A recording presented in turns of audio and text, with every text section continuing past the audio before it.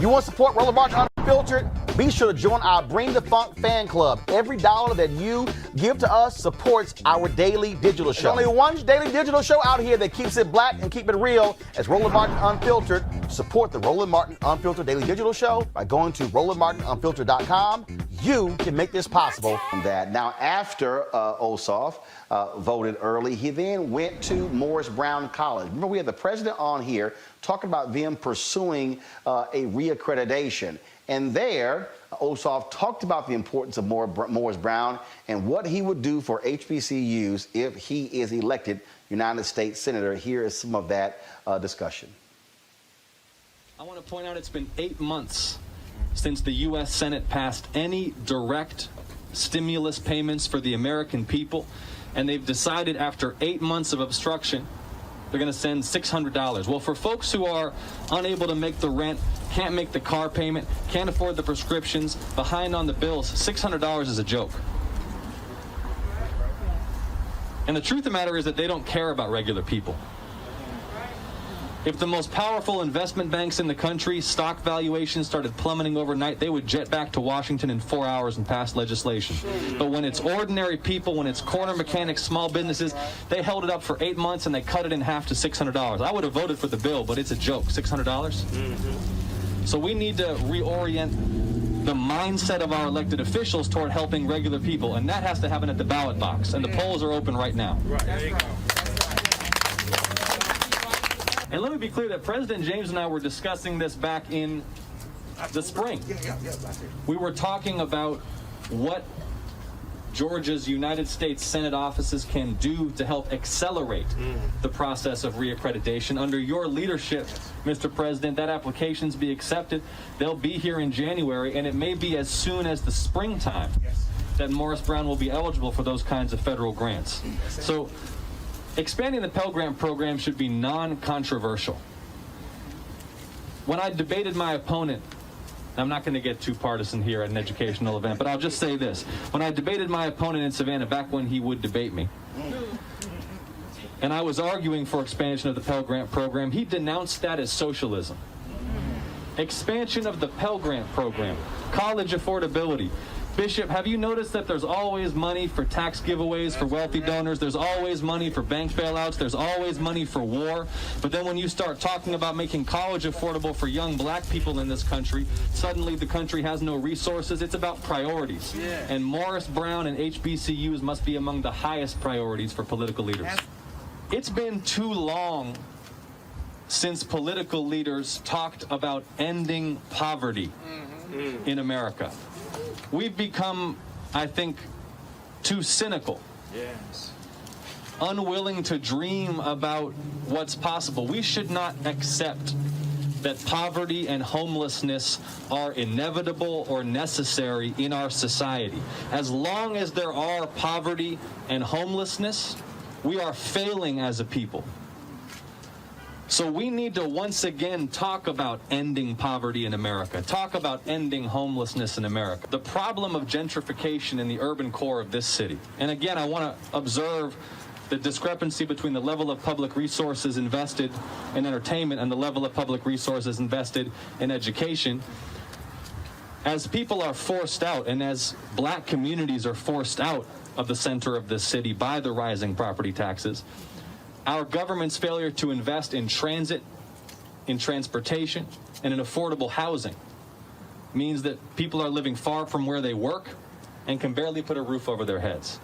And that's why we need an infrastructure and jobs bill as part of a relief effort after COVID-19 that will include investments in transit and transportation and in affordable housing. I believe that was our last question for our time today.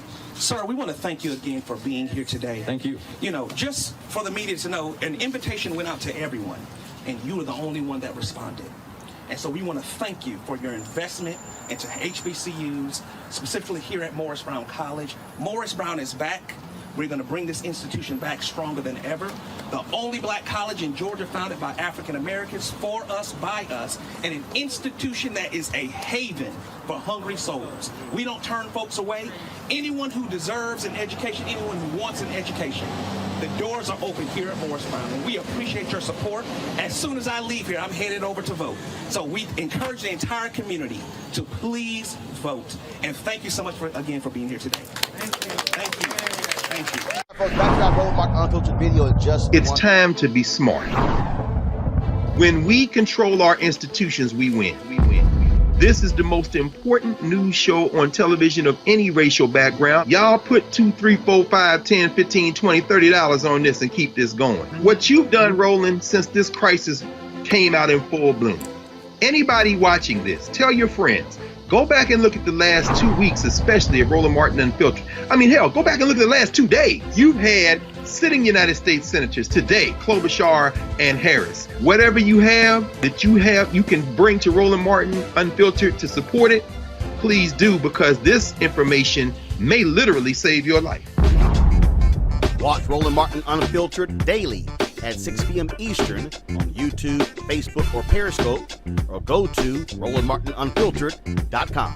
Support the Roland Martin Unfiltered Daily Digital Show by going to RolandMartinUnfiltered.com. Our goal is to get 20,000 of our fans contributing $50 each for the whole year. You can make this possible. RolandMartinUnfiltered.com.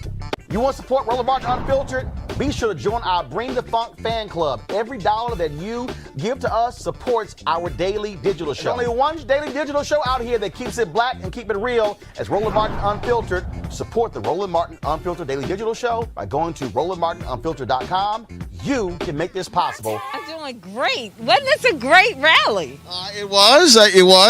First of all, thank goodness there was no rain. Otherwise, we'll be playing in the mud over here. But one of the things that jumps out yesterday, amazing turnout on the first day of early voting. Fair Fight says 41% of the turnout African American.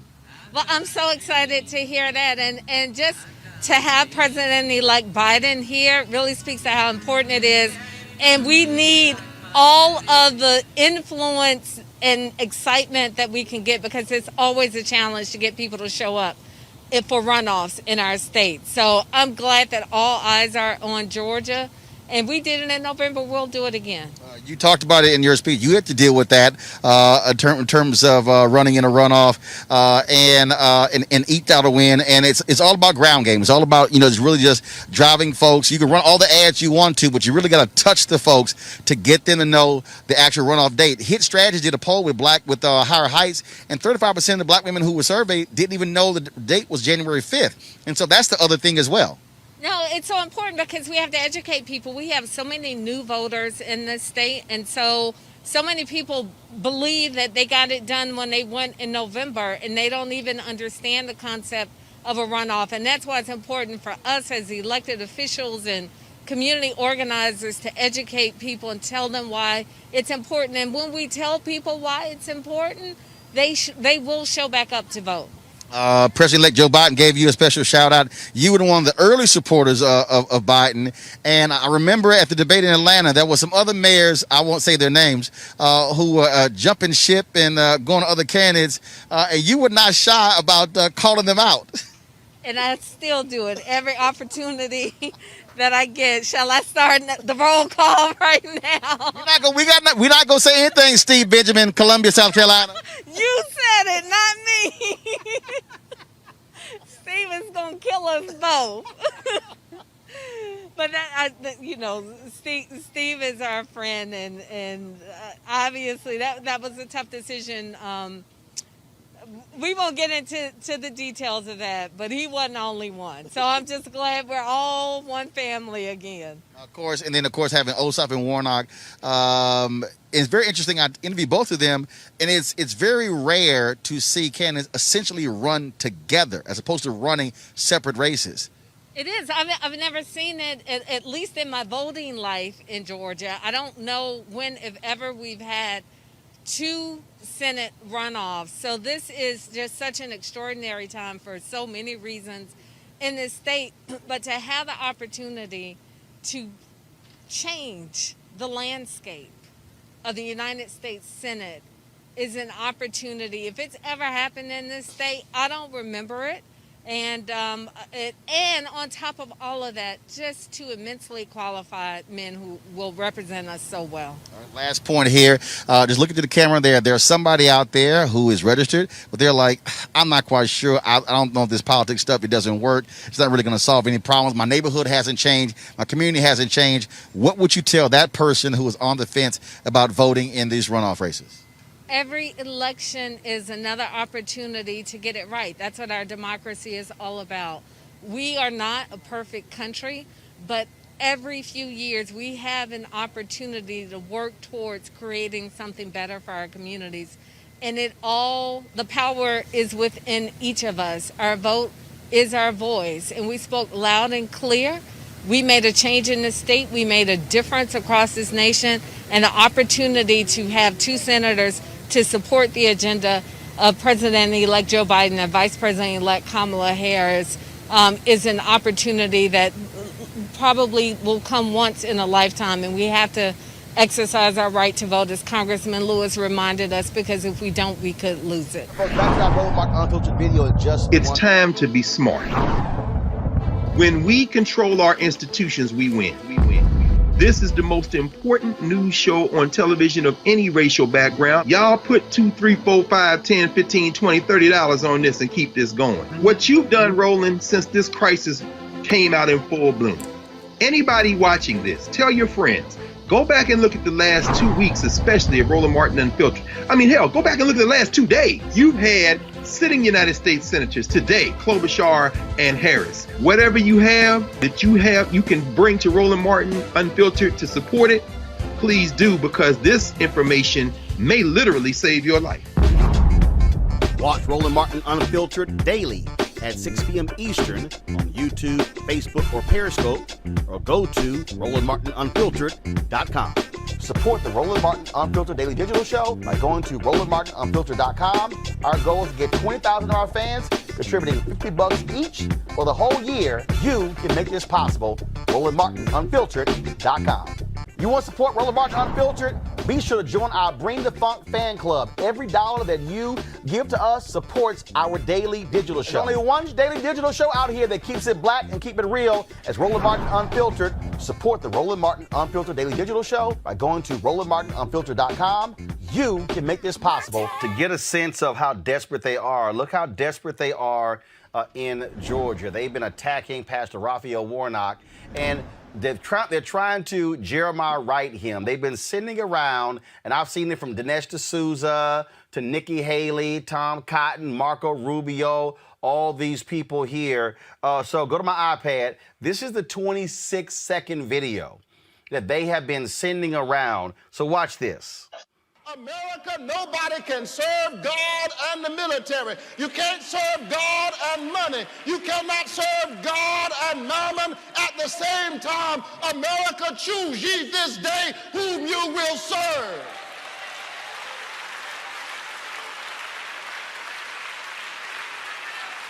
Choose ye this day. Now that's it. That's the clip. No other context. Oh, they've been trashing him, saying he's against the military and how dare he, and Georgia voters. So Nikki Haley actually, so I'm going to show you the attack ad they put out. Y'all play the video. This is what Nikki Haley and the Republicans are now using to attack the faith of Pastor Raphael Warnock. Watch. How bad is Raphael Warnock for America? Let's count the ways. Raphael Warnock is a proud defender of anti-America pastor Jeremiah Wright. That's right, this guy. No, no, no. Not God bless America. God damn America. Warnock's response? We celebrate Reverend Wright. He is a preacher and a prophet. Warnock even called police gangsters and thugs. Police power showing up in a kind of gangster and thug mentality. Warnock's church hosted a love fest with communist dictator Fidel Castro. And Warnock signed an anti-Semitic letter accusing Israel of apartheid and supporting boycotting Israel. Warnock eulogized cop killer Troy Davis.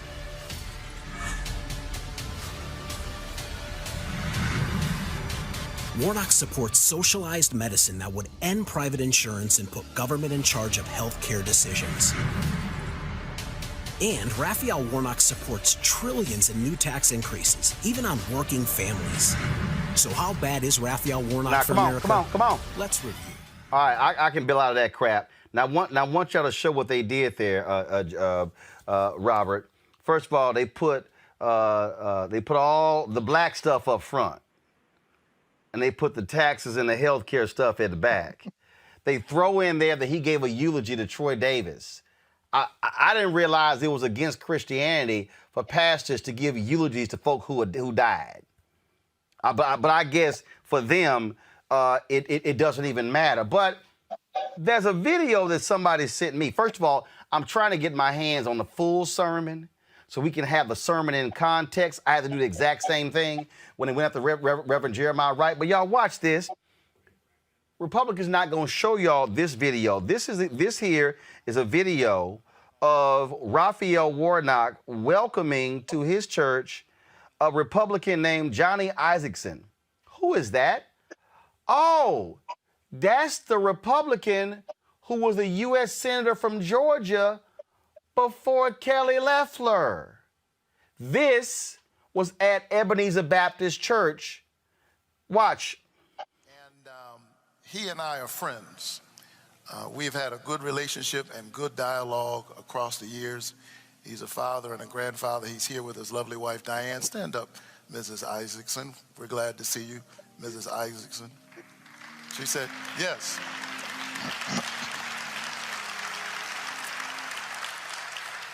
Would you give a great big Ebenezer welcome to Senator Johnny Isaacson? He just wants to say hello and goodbye. We're grateful for his service.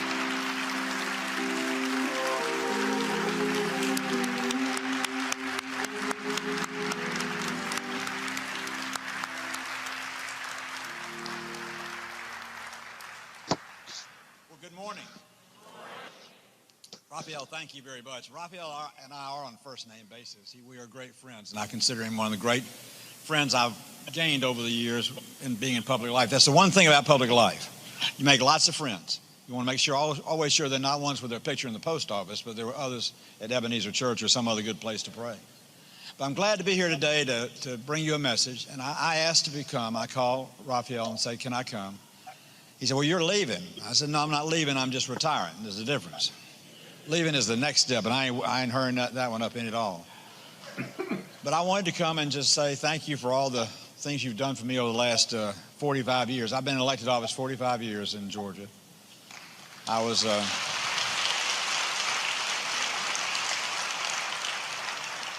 born here in 1944, and I've been here ever since. And love this city and love this place and love all of you. And as Raphael said, started coming to the King celebration service when I got elected Republican leader of the House, Georgia House, 28 years ago, or whenever that was, a long time ago. And I came because I thought I should. And then I came because I wanted to. And I came because my bladder could handle it. It is a long time to sit through, that's sure. But I come to tell you three things. One is chairman of the Veterans Committee in the Senate. As a veteran myself, how many veterans do we have in the congregation today? Raise your hand. Thank you. Thank you. For all of you who notice, that's more people proportionately that are in any other church that have served in the service. Less than 1% of the people who serve in our military today service is protecting us. Less than 1%. And they're all volunteers. Think about that. The greatest of this country is in large measure because we can depend on them at any point, any time, any place, no matter what somebody does. And just yesterday in Pensacola, a terrorist killed an American airman. They're in his second year of training. Another wasteful shooting on an institutional campus somewhere in our state.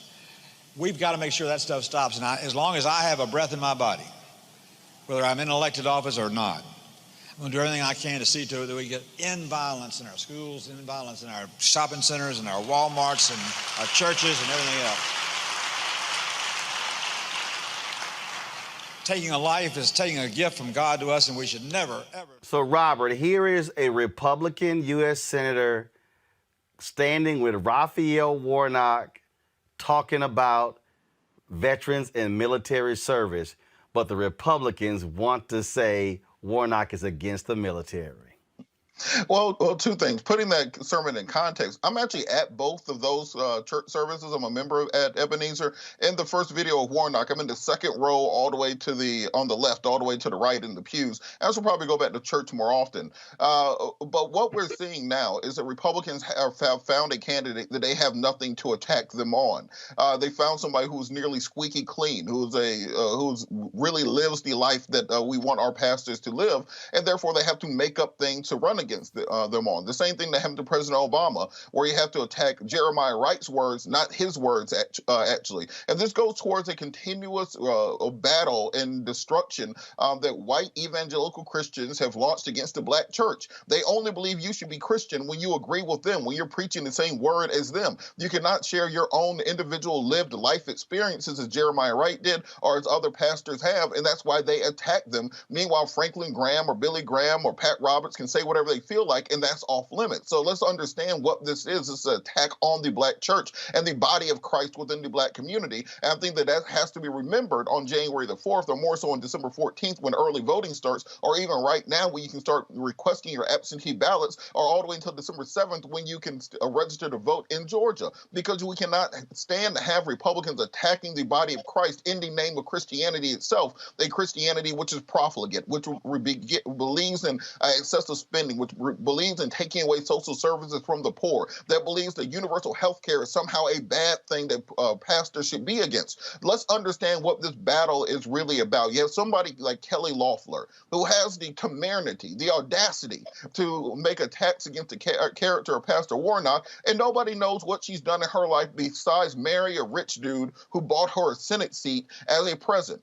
She has no history of politics. We don't know what her career was before this. All we know is that she married into a family that owned the New York Stock Exchange, and they bought her a Senate seat. And you're trying to impugn the character of Pastor Warnock in this way. Y'all are lucky that I don't work on the Warnock campaign team, because all these nice commercials of him walking through a grocery store talking about how much he loves dogs and puppies and eats pizza with a fork, it will be scorched earth if I was on that campaign, because I do not believe it is appropriate, and we allow people too long to get away with attacking the black church as a political punching bag, as if we mean nothing to our community. Those pastors preach the lived experiences of their communities and their congregations, and I don't see them showing the videos of Pastor Warnock with the Occupy Atlanta people, ministering to the homeless, his drug treatment ministry. I had a client once whose mother was convicted of a crime she didn't commit and sentenced to 20 years.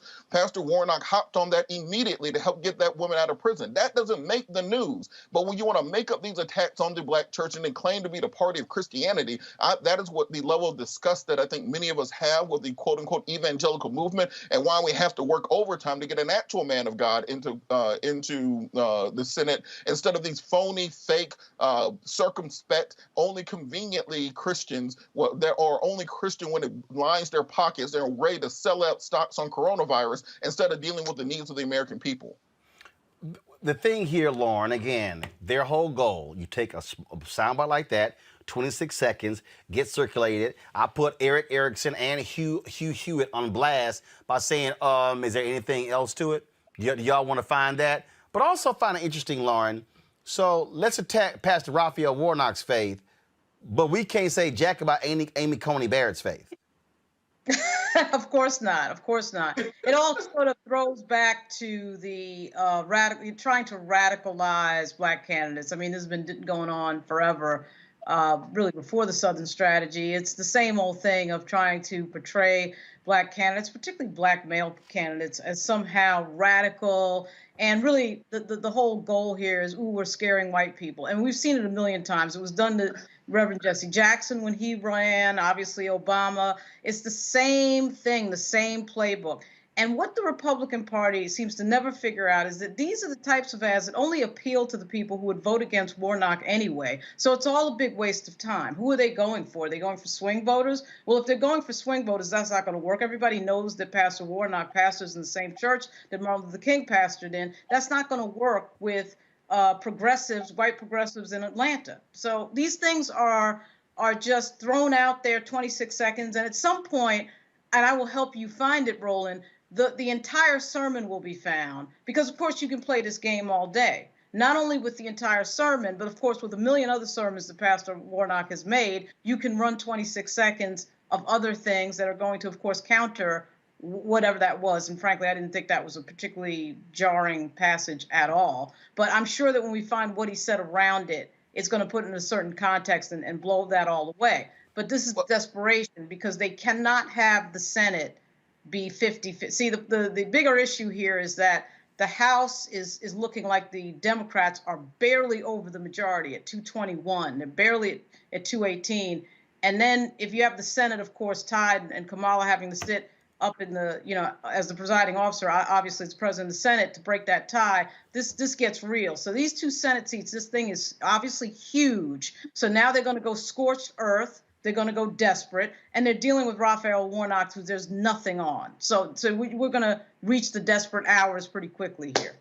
The thing here that I find to be hilarious is that you got folk like Marco Rubio, Scott, who loves to tweet out Bible verses. I mean, he sent this tweet, go to my iPad. Not shocked, Georgia Democrat Senate candidate Raphael Warnock said you cannot serve God and the military at the same time. These and even crazier things is what the radicals who control the Democratic Party's activists and small donor base believe. Now, here's how Mark Lamont Hill will respond to him. Christians believe in the Bible. Matthew 6:24 says, no one can serve 2 masters. Warnock is a minister who was pointing out that God must come first. Do you disagree with the Bible or the words of Jesus, or just when Warnock says it? Exactly. I am so tired of politics of fear. And that ad, I agree with my colleagues, but I'll be honest with you, we can go get the full text of his speech or his presentation, but it feels defensive if you do that. Raphael is a man of God. Jeremiah Wright is a man of God. They're servant leaders.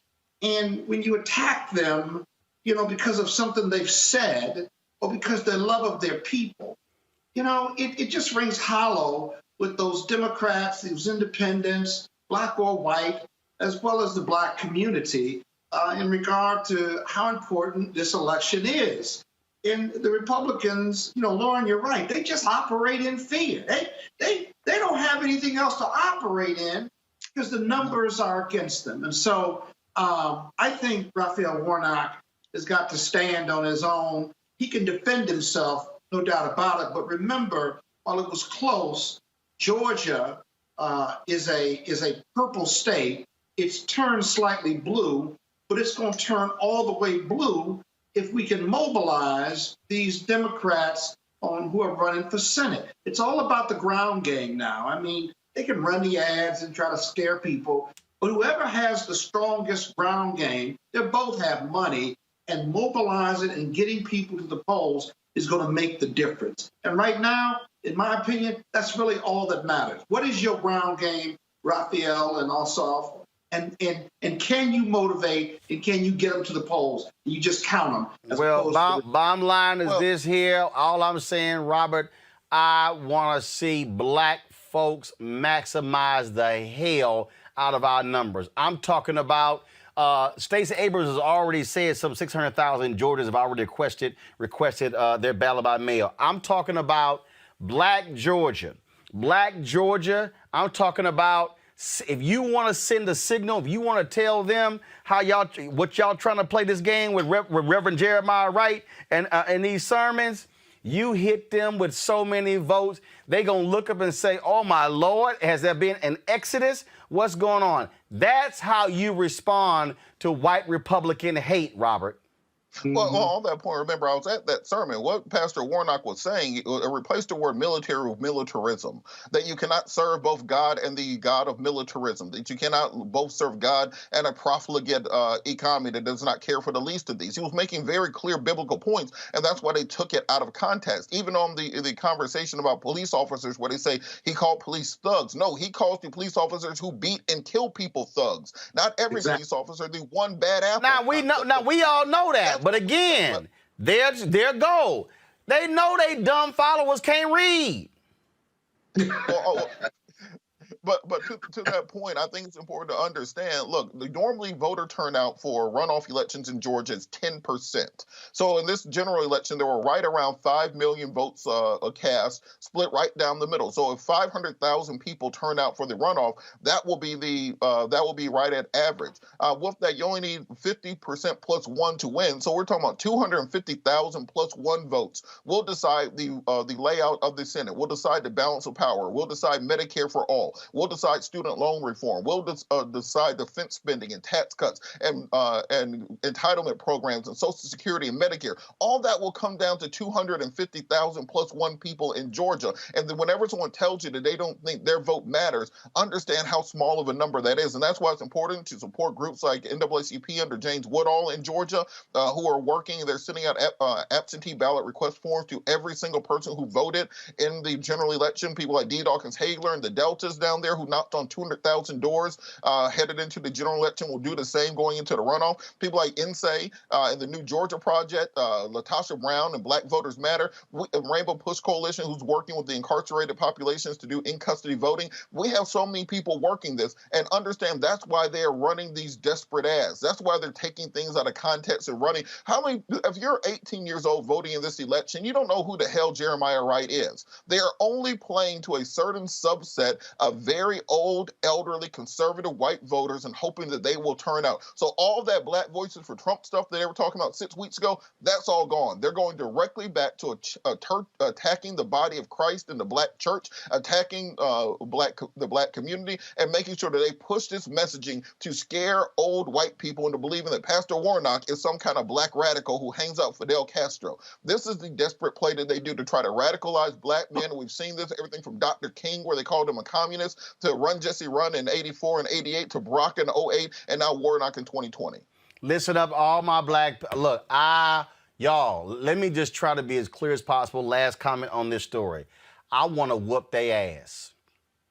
I'm talking about I want to whoop the ass of Loeffler, of Purdue. I want them to feel the pain and the agony of losing to Raphael Warnock and John Ossoff. I want them to have to sit there and watch them votes come in from Gwinnett County and come in from Fulton County and just hit their ass like a hurricane has hit Georgia. And I want them to have to sit there and go, damn, how many Black people did we piss off? That's the only way. Everybody who's listening to my voice, you should be telling every friend, frat brother, sorority sister, church member, nephew, niece, cousin, mama, daddy, aunt, friend, you name it, living in Georgia. I'm talking about when they had Get Your Booties to the Poll, when they had the folks, I don't give a damn if you love Magic City. I don't care if you love them hot wings. I'm talking about you send a message to racists by throwing their ass out. And there's nothing better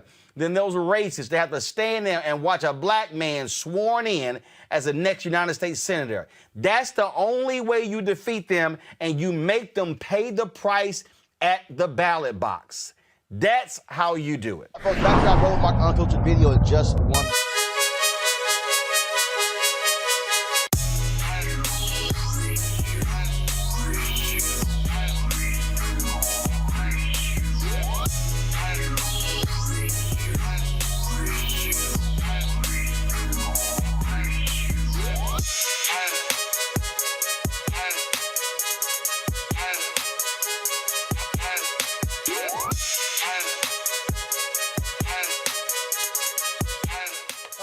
Seek.com, founded by Mary Spio, a sister, have these amazing VR headsets. Allows for you to watch their content, the virtual reality content, right here on the headset. You simply pop your phone right into here, close it up, and then you will put yourself in the room watching their VR content on Seek.com, or, of course, content that is on other platforms. And so you can check that out. They also have these are 4D 360-degree headphones right here with tremendous bass that really distributes the sound all across your head.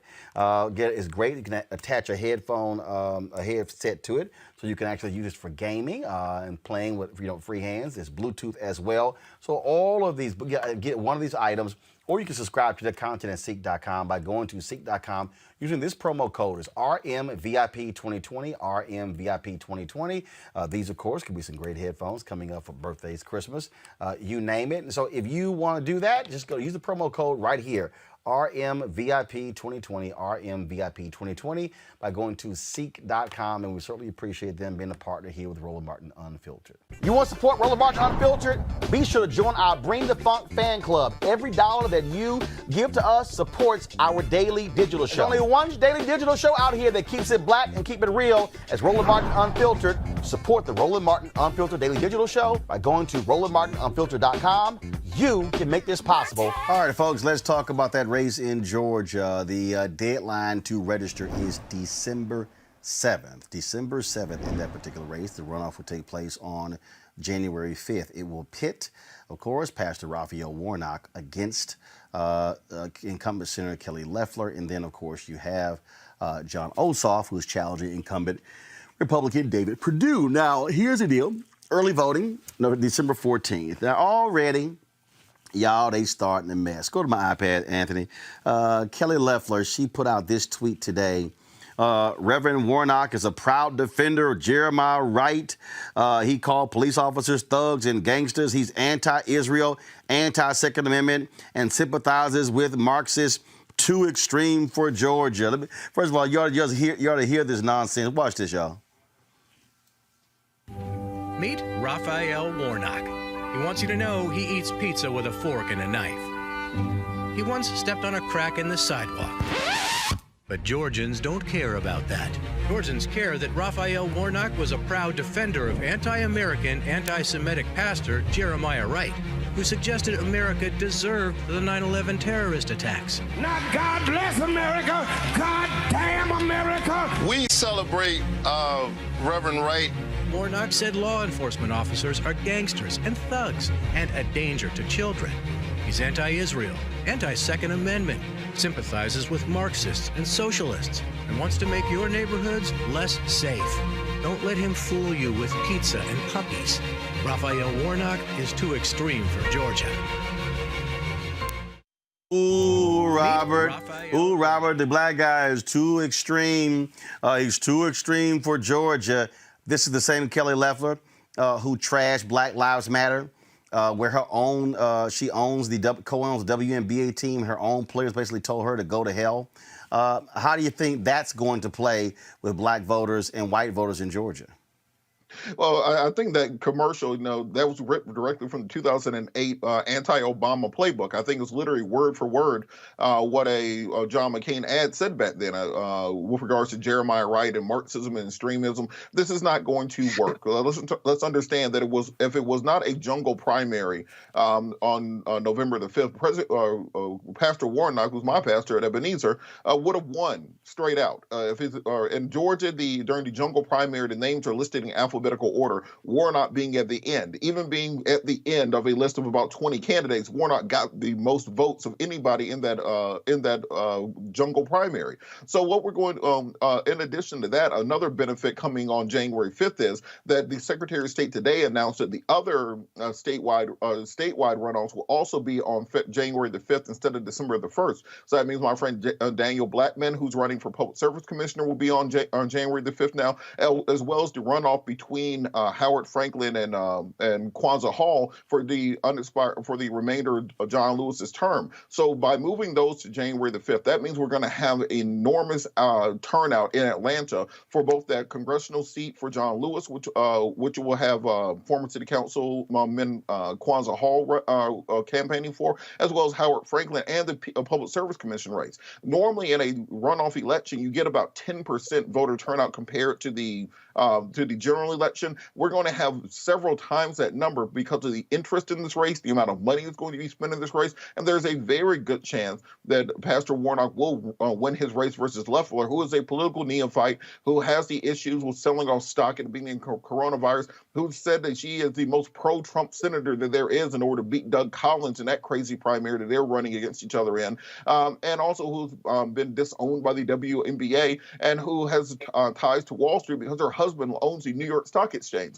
So Pastor Warnock has an outstanding chance. We have to push those turnout numbers on January the 5th. We have voter registration all the way up until December 7th. Early voting starts December 14th. You have the opportunity to request your absentee ballot right now in Georgia. You have to get your absentee ballot application. Then they send you the ballot. Then you can send the ballot in. It's a 3-part convoluted process. But with that in place, if you have the same early voting numbers that we got for the general election, then more than likely Pastor Warnock will win, and by extension, John Ossoff will have the opportunity to win also. And that is that this is one of the things that Stacey Abrams put out here. She said if you're a college student registered to vote in Georgia, you can actually request your ballot at ballotrequest.sos.ga.gov. You can also, if you have any questions, call the Voter Protection Hotline at 888-730-5816, and so that's one of the things that she put out there as well. The thing that to me that's interesting to me, Scott, is again you're seeing Senator Tom Cotton of Arkansas, Senator Marco Rubio, they picked up on what Kelly Loeffler is putting out there. And I'm just sitting here saying, all right, I mean, y'all can try to use Reverend Wright, and you could, I mean, I'm just trying to figure out, Kelly Loeffler, you're trying to say that a pastor at Ebenezer is anti-Israel. He probably can give you a lesson on the Bible. Exactly, and the the Quran and the other Torah book, the Torah. Forgive me, but wait a minute, guy.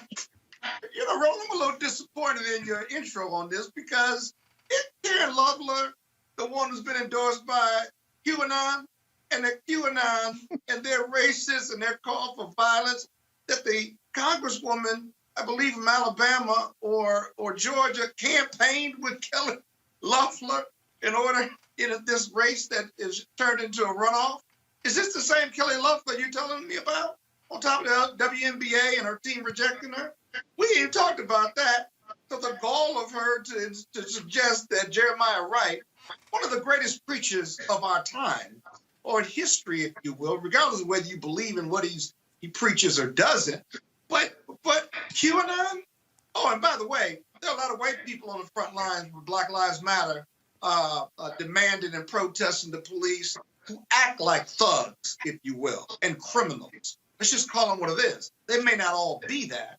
But I also think that if you tolerate that on your police force, you are just as liable. That's another discussion. But let's not forget the QAnon, or whatever you call it, that is this mythical conspiracy of deep state and racism and calls for violence against people. That's who she not only has embraced, but they've endorsed her as well, and she's campaigned with their representative. Enough said as far as I'm concerned. Rena, go ahead. And this is the same Kelly Loeffler that in March of this year she and two other members of Congress and their advisors sold hundreds of thousands of dollars in stock after attending a closed-door briefing about the coronavirus. That's the same Kelly Loeffler. This woman. Yeah, I forgot about that. I mean, and okay, no surprise, the Justice Department in May of this year closed the investigation into all three of those senators for those stock trades they made, when the coronavirus was causing market turmoil. But these guys got the tip. So the fact that this woman is a U.S. senator just disgusts me. I mean, she's just ridiculous on every level. Number one, the imagery, I mean, I guess it resonates with some people, but she is so non-representative of the American woman. And so I'm not surprised that she got involved in insider trading like that, because she's probably like, what? This is just business as usual. So anyways, that's how I feel about Kelly Loeffler. But we should look at the facts here. And in Georgia, it's not great facts, but there's a silver lining. The Senate elections are usually likely to turn out more Republicans there, and that's based on past election data. Now, we know, though, the African-American voter turnout in the general election was historically high in Georgia this year. And I think that's what's going to motivate African-Americans again. We've got to be real about this. Georgia, whites in Georgia, more likely to be Republican. When they're affluent and white, they are more likely to be Republican and more likely to turn out for runoffs. We've got to combat that. I'm very proud of what happened in the general. I think Stacey Abrams deserves, medal upon medal, but the work is not finished. This has already felt like the endless election, and even though all of us agree and know that it's fact that Joe Biden has won, this was something I was a bit afraid of, is that the Trump campaign and his lawyers want to prolong this thing. So I don't know if Scott can offer any input here as an attorney, but my sense is that this whole hand recount thing, which is really an audit, it doesn't matter, it's just verbiage at this point. But I think Trump and his people think it could be to their benefit because it kind of puts off certifying electors. Could it lead us to a situation where Georgia legislature certifies electors in Trump's favor? Is that kind of the end game here? So I haven't had a chance really to investigate that today, and I apologize to the audience that I have not. But I don't know if Scott could shed any light on that. Well, anything's possible with this Republican Party.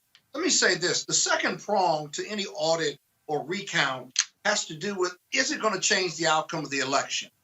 Even if you had electors from Georgia who would come and then create an issue for the U.S. Senate to determine who to certify, the Trump electors or the state legislature electors, Georgia state legislature electors, or the Biden, the winner, Biden electors, if it doesn't make a difference or it doesn't change the outcome, that's the second prong of any test on these audits or these runoffs. So I still don't think so. They still have to put up or shut up. And so the Georgia race, going back to the Georgia race, let me just say this real quick. This higher turnout that we're going to have in this special election because of the money and what's at stake at the Senate, I think it helps Ossoff more than it helps, ironically, Warnock. Because Warnock and his race has all the celebrity and money and media attention, but also barely forced a runoff. And now with this heightened scrutiny on it, right, I think he's going to be the surprise, and he's going to beat Senator Perdue. We'll have to see. But, Roland, what do you think about that theory? Well, I think really what you're dealing with here is that the only way there's going to be a heightened turnout is if the ground game is put into place. Typically, there's a dramatic drop-off when it comes to runoff races. So what has to happen is there has to be this really focus. Republicans have already announced that they're going to send Mike Pence to Georgia. Personally, I don't think Donald Trump's ego will allow him to sit in the White House. I think he is going to go to Georgia. I think, and you're already seeing this, I believe that Fair Fight, Stacey Abrams' group, I believe you're going to see Black Voters Matter, you're going to see Until Freedom. I know a number of groups who are already focused. I can tell folks, we are going to be focused there as well. I mean, I'm literally sitting here looking at a house that our team can rent for the entire month for 5 weeks. We plan on having multiple crews who are going to be in Georgia as well. We want to be in those places, such as Albany. We want to be in Savannah. We want to certainly be in Atlanta. Want to be in Fort Valley. Our plan is to go to those places where Black voters are, talk to them, and so that's one of the things that we're doing. So that's going to be intense focus, but this runoff is going to be, they could talk all day about money. They could talk all day about blanketing with TV ads and radio ads. This is all about ground game, Robert. And if you're the DCCC, you're the DSCC, you're the Democrats, it has to be about ground game, ground game, ground game. You have to look at the last election, you have to look at runoff and say, what do I anticipate there being a drop in terms of turnout, and then how can we get our people out? That's how they're going to have to win this race. You're absolutely right, Roland. Back in 2010, I was the field director for Ken Hodges, who was the candidate for Attorney General in Georgia. And we had a 159 county strategy where we had either a church or a supporter in every single county in the state of Georgia. We hit the ground hard, while I think Roy Barnes was running for governor that year, hit the airwaves hard with commercials. We got more votes from the third spot, from the Attorney General's spot, than Roy Barnes got for governor, or that the person who was running for lieutenant governor got from the lieutenant governor seat. Georgia is all about ground game and knowing where to go, when to go, and how to get there. Even in the deepest red Confederate flag, MAGA country part of Georgia, there are black families, black churches, Hispanic populations that can be reached out to and touched, and that many people forget to get out of there. You cannot just campaign in Atlanta and think you're going to win an election in Georgia. Once you cross 285, you're in a completely different state. And if you do not understand that territory and how to campaign there, then you're not going to be able to win. And one of the problems that Democrats often have in Georgia, in the South in general, they'll get a race like this that's close, where you have a runoff, where you have a chance to win, and instead of talking to instead of talking to, Fred Hicks, or talking to some of the political strategists who are from there, they'll bring in people from D.C. and New York and California to try to run a poll-tested and focus group certified campaign, and those always lose. You have to hit that ground running, and it's important to have a message that's going to turn out your base. Runoffs are about turning your base out, not about persuading new voters. Right. So instead of trying to find that one swing voter who voted in the 1984 election for Walter Mondale, and see if you can bring him back to the Democratic Party, you need to be hitting these communities in Columbus and Albany, Augusta, Macon, Statesboro, Rome, Georgia, Carrollton, Athens, all around the state where you have minority populations that vote 90% for Democrat, and making sure you get them to the polls. Buses, churches sold to the poll.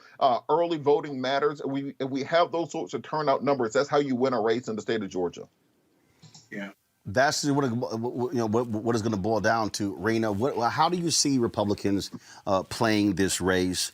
Obviously, both sides know how critically important these two are. Republicans right now have a 49-48 advantage. They won the seat in Alaska. If they win these two seats, they'll be 51-48. If they win one, 51-49. Democrats need both to force a tie, with Vice President-elect Kamala Harris being the tiebreaker, which means they will control the chamber. And so how will Republicans try to go after these two seats? Well, I think it's going to be everything in the kitchen sink sort of effort, because the reality is that Joe Biden is up 14,000 votes, right?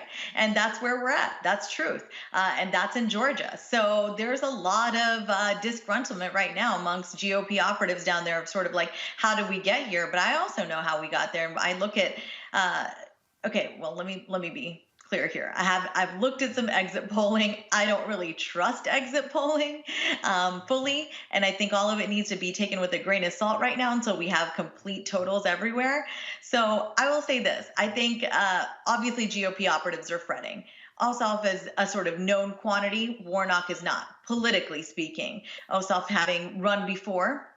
But I think the wild card here, I think, is Warnock. And I've already started to see on the right the stories come up. And I was not aware, for example, that Reverend Warnock and his wife are divorced, and they'd had a domestic dispute as he was preparing for his Senate run. That was an alleged domestic dispute. It went nowhere.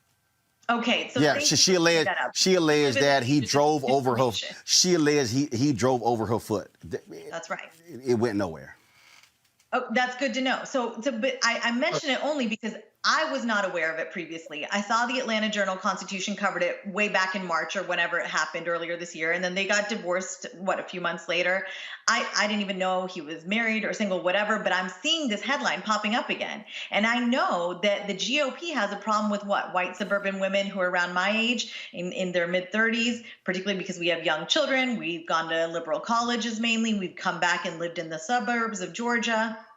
This is a reality is that this disinformation campaign, or making Warnock seem out to be like an angry guy who runs over somebody's foot just because, it's coming out because they want to question sort of his fitness for office. And I think that's what they're trying to put in the minds of these younger white suburban women, is like, hey, you might be good with Joe Biden because he reminds you of your very sweet uncle who, you know, is from a nice era and very statesmanlike. And look, I've been so impressed by Joe Biden and how he's been handling this Donald Trump concession stuff.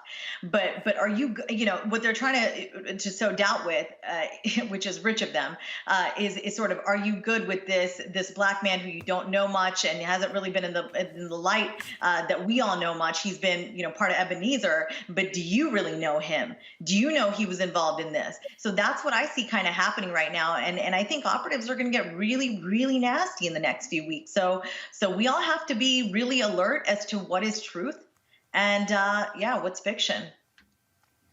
Look, well, there's no purity test in all this, though, is it, Roland? Go ahead. I mean, there are no character purity tests.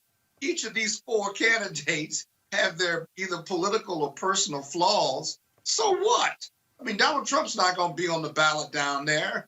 Loeffler and Warnock are going to be on the ballot. And you want to compare characters, I'll take the minister's character over Karen or Loeffler's anytime if they want to get into that dirty kind of smacking match, if you will.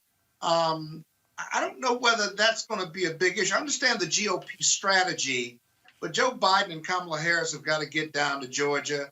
The whole personality piece, it may be relevant, but it's not going to be dispositive because the Senate and who controls the Senate is going to be on the ballot down there. And I think that's what's going to turn out or going to drive that turnout. This is a national race, even though it's in Georgia. And so we'll certainly have to see. Again, I say it's going to help Ossoff because of the national attention and the money going in there right now. But getting people to the polls, getting them to the polls on election day or before election day, if there's early voting, is going to be key. And whoever executes that the best are going to win these one or two races. Look, I think that, it's going to be an enormous amount of money. When, Nancy Pelosi spoke out about, how the candidates run there in Georgia, I was like, you know what? Let the folks in Georgia figure it out. And to your point, Robert, that is exactly it. Frankly, white consultants coming out of D.C. can't come into Georgia to say, hey, this is how you win Georgia. That's not going to do it. Hey, the people in Georgia know best in terms of, if you look at Warnock and Ossoff, because I'm quite sure they are going through that and they're looking at the numbers. They're looking at precincts. They're looking at who voted, who didn't. Somebody floated this story today that 95,000 people voted for Biden, didn't vote for anybody else. I'm sure people are like, okay, where are those votes? Because this is going to be a close race and margins are going to matter, which is why if black turnout intensity is at a high rate, that can very well offset what is happening other places. You're absolutely right, Roland. I cannot implore the party enough. $500 million on both sides of the aisle is going to be spent in this race in the next 60 days or so. So it's crucially important to hire black consultants on the ground, hire local consultants in your local region. Don't simply think you're going to hire a kid from Emory or somebody from Gwinnett County and send them down to Brunswick, Georgia to do door-to-door campaigning. It's not going to work. Work with the local organizations. Put street money out there. The black church is alive and well as a motivator of people to vote in this state. Make sure that you have somebody who can connect you with those ministries and get out there on the ground. Do not sit up in Buckhead thinking you're campaigning to the state. Do not lose this race as we've seen happening before. And don't try to bring out-of-state issues to Georgia and think you're going to campaign on them. I've seen where they'll bring something which is popular in California and think that you're going to win a district attorney race in Telfair County with it. It simply put does not work. So the local touch is crucially important, and that ground game and that effort. Don't just run commercials on cable news and think you're going to win. You have to put money into black radio. I don't care if it's a podcast or talking on somebody's iPhone who has 100,000 Instagram followers. You have to get out there and touch people where they are and make sure that you are beating the bushes to turn out your vote. Don't do this whole song and dance where you try to convert the Reagan Democrats back to the party. This is not the time for that. 10% of people who vote in general election elections. Usually vote in runoffs. You got to get that closer to 15 or 20% on the Democratic side if you hope to win. And I think that one of the things they're also going to have to do is, and again, this is, look, this is one of the hardest things I think for these campaigns to understand black people. What often happens is they'll say, well, you know, we're going to focus our money just on the media outlets there in Georgia. We're a little bit different in that our people are communicating with our people in Georgia. We're communicating with HBCU students. And so when you support this show, when you support syndicated black radio, you're also hitting those particular places because we are reaching out to our folks there as well. And I think that's one of the things that these campaigns don't quite understand about African Americans in terms of the role that black media plays in terms of being able to drive information to places like that. You're absolutely right. And so if you're not advertising on black radio or black television, black media, if you're not working with all the organizations, you know, we have conference calls each week with Rainbow Push, Urban League, NAACP, Fair Fight, NSA's group, New Georgia Project, so many people who are organizing on the ground and who are working to get these people out and who have been working on these things for years. You know, you don't have a Blue Georgia without Helen Butler. You don't have a Blue Georgia without Rita Samuel. You don't have a Blue Georgia without Janice Mathis. Those are the people who have been who've been fighting these fights long before people even knew there was a fight to jump into. And you have to support those organizations. Don't just go national, go granular, and make sure you're talking to people where they are. Those are the folks who are going to win this election. All right, folks, back to our Roland Martin Unfiltered video in just one moment.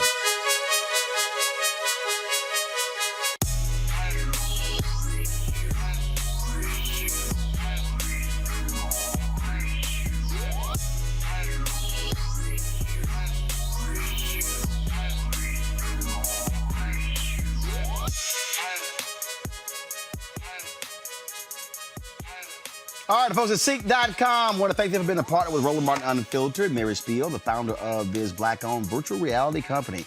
You can watch their content at Seek.com, CEEK.com. This is one of the headsets that you can use. This virtual reality headset. Drop your phone right into here. Look at that content, that VR content on their site. Other 360-degree video puts you right there up close. And so you just pop it on like this, and then you're able literally to just sit here and put yourself in the room and see everything that's around you 360 degrees. Now, if you're listening to music, folks, you can check out the music on their Seek.com headphones. These right here, folks, are 360-degree 4D headphones. The bass on these things are absolutely amazing. Surround sound. So literally when you're listening to it, the sound actually is around your whole head. Again, created by a sister. If you want to get the headset for the music or the VR headset, simply use this promo code RMVIP2020. RMVIP2020. Christmas is coming up. Some great gifts. In fact, my birthday in 9 days. So I'm just giving y'all a hint. So use a promo code RMVIP2020 and go to Seek.com. And again, we appreciate them being partners with us here at Roland Martin Unfiltered. You want to support Roland Martin Unfiltered? Be sure to join our Bring the Funk fan club. Every dollar that you give to us supports our daily digital show. There's only one daily digital show out here that keeps it black and keep it real. It's Roland Martin Unfiltered. Support the Roland Martin Unfiltered daily digital show by going to RolandMartinUnfiltered.com. You can make this possible. Earlier today, we also caught up with the folks with Until Freedom. They were out in these streets in Atlanta. It was very chilly in Atlanta today. 45 degrees, overcast. That wind was blowing 20 miles an hour, so it felt more like it was in low to mid 30s. But that did not stop Tamika Mallory, Linda Sarsour, my son, and others from being out here and encouraging people. First of all, checking people's registration, talking to them about the power and impact of voting. And so here is that.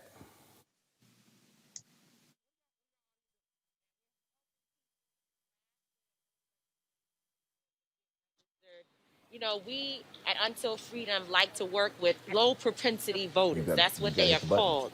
We believe that they're actually high propensity voters if properly engaged. And so we're out in the communities where you obviously, if you look around, you don't see many people out here with those big budgets registering folks. But we're out here making sure we've already registered a few people.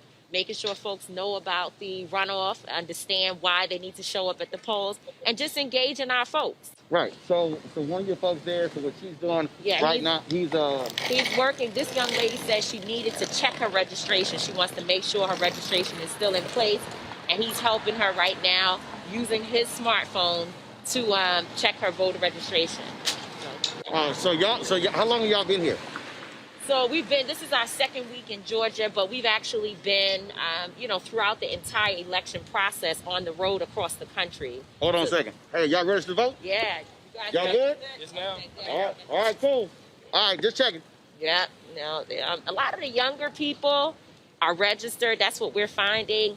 Black women are very receptive. They want the information. If they don't have it, it's black men where we struggle the most, and we have to have the most conversations.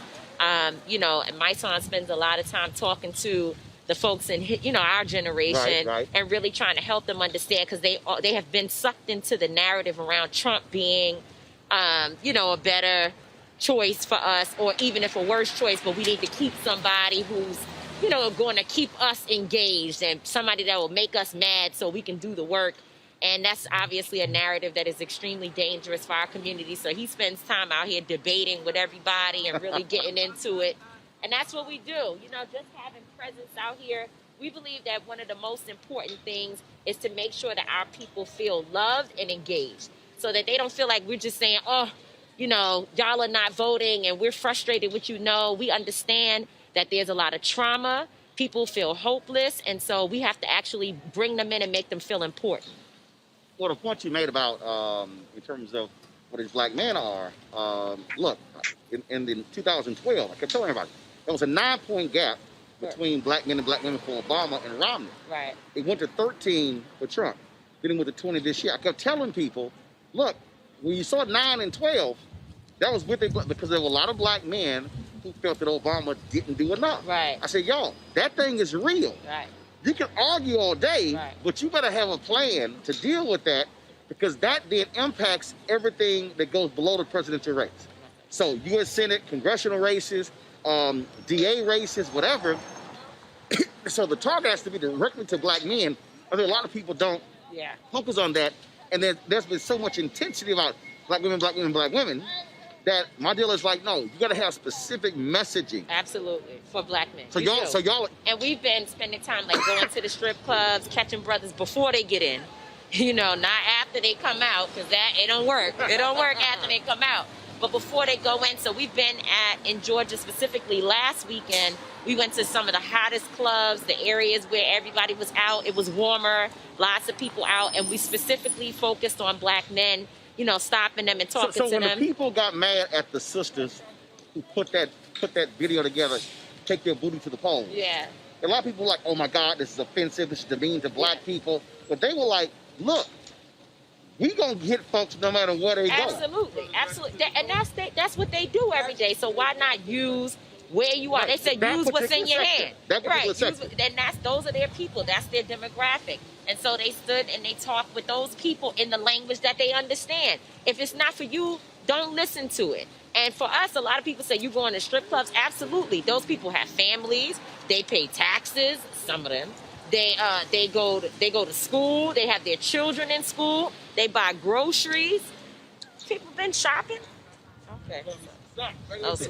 Some better stocks. So my son, I was just talking to Tamika about with the discussions you've been having, and she said you've been having debates with a lot of these brothers trying to get them to understand. Just talk about that, what you've had to do and how much extra you had to put into it to get them to understand why they got to get registered and vote.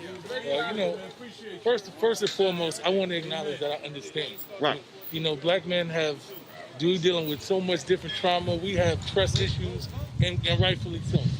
This system has never really done anything to rectify things that we've gone through our history. We're overly incarcerated, killed. We're dealing with a lot of different issues. So when you tell them to vote for a system that they've never really seen change, it triggers them. But what I explain to them is that, listen, regardless of what you think is going on, there are consequences for doing nothing. Right. If we sit there and we allow these people to continue to move, and we looked at Trump's presidency and we realized he was moving towards, where he was going to be a dictator. He was moving towards dictatorship. We watched him roll back laws. He was putting in different judges. Look, right now, he only got 40-some-odd days. He's trying to put to death 5 people and several African-American just for the hell of it. They are literally racing to execute folk before he gets out because he got the power to do so right now. That's literally what they're doing. And when you talk about that, that's evil. It's a white supremacist mind state that has kept us enslaved, that has utilized the 13th Amendment against us. And he was focused on really putting in policy and putting in place something that will completely roll back our civil rights. So to acknowledge that, and then we can acknowledge what happened with Joe Biden. We can acknowledge the crime laws. We can acknowledge the crack. Those things actually happen. Right. So I'm not mad at you when you talk about that, but I'm talking about imminent danger. When we're dealing with imminent danger, I understand I understand the pushback, I understand the pain that we're dealing with. But when we look at, it's not the lesser of two evils. It's just voting for a better opponent. But that also was 1994. Exactly. This is 2021. 20 years ago. So the thing now is, to me, in terms of where we are, if you got this race right here, Ossoff Warnock wins, it's a 50-50 tie. The reality is, what I keep telling them is the George Floyd Justice Act, passed by the House, can now get signed into law if Ossoff and Warnock win and the Dems hold their deal. If they don't win, there's no chance it gets passed. Exactly. So those are things that I tell them too, is that we understand the reality of what we're dealing with. So you have to be involved in the process. You have to understand. We realize what this administration did give us nothing. We've seen them take away our civil rights. We've literally seen them take away our rights. So we got to do something different. That's my motto. Like, we need something different. So the more that we put these people in a position to actually be able to make change, we still gonna fight them every day. We with them every day. We're gonna be on them to make sure that they hold to the end of the bargain. But we know that we got a better chance of winning with this administration than we had before. Last night, y'all were all gathered. Y'all were live tweeting the debate last night. Get over here, Linda.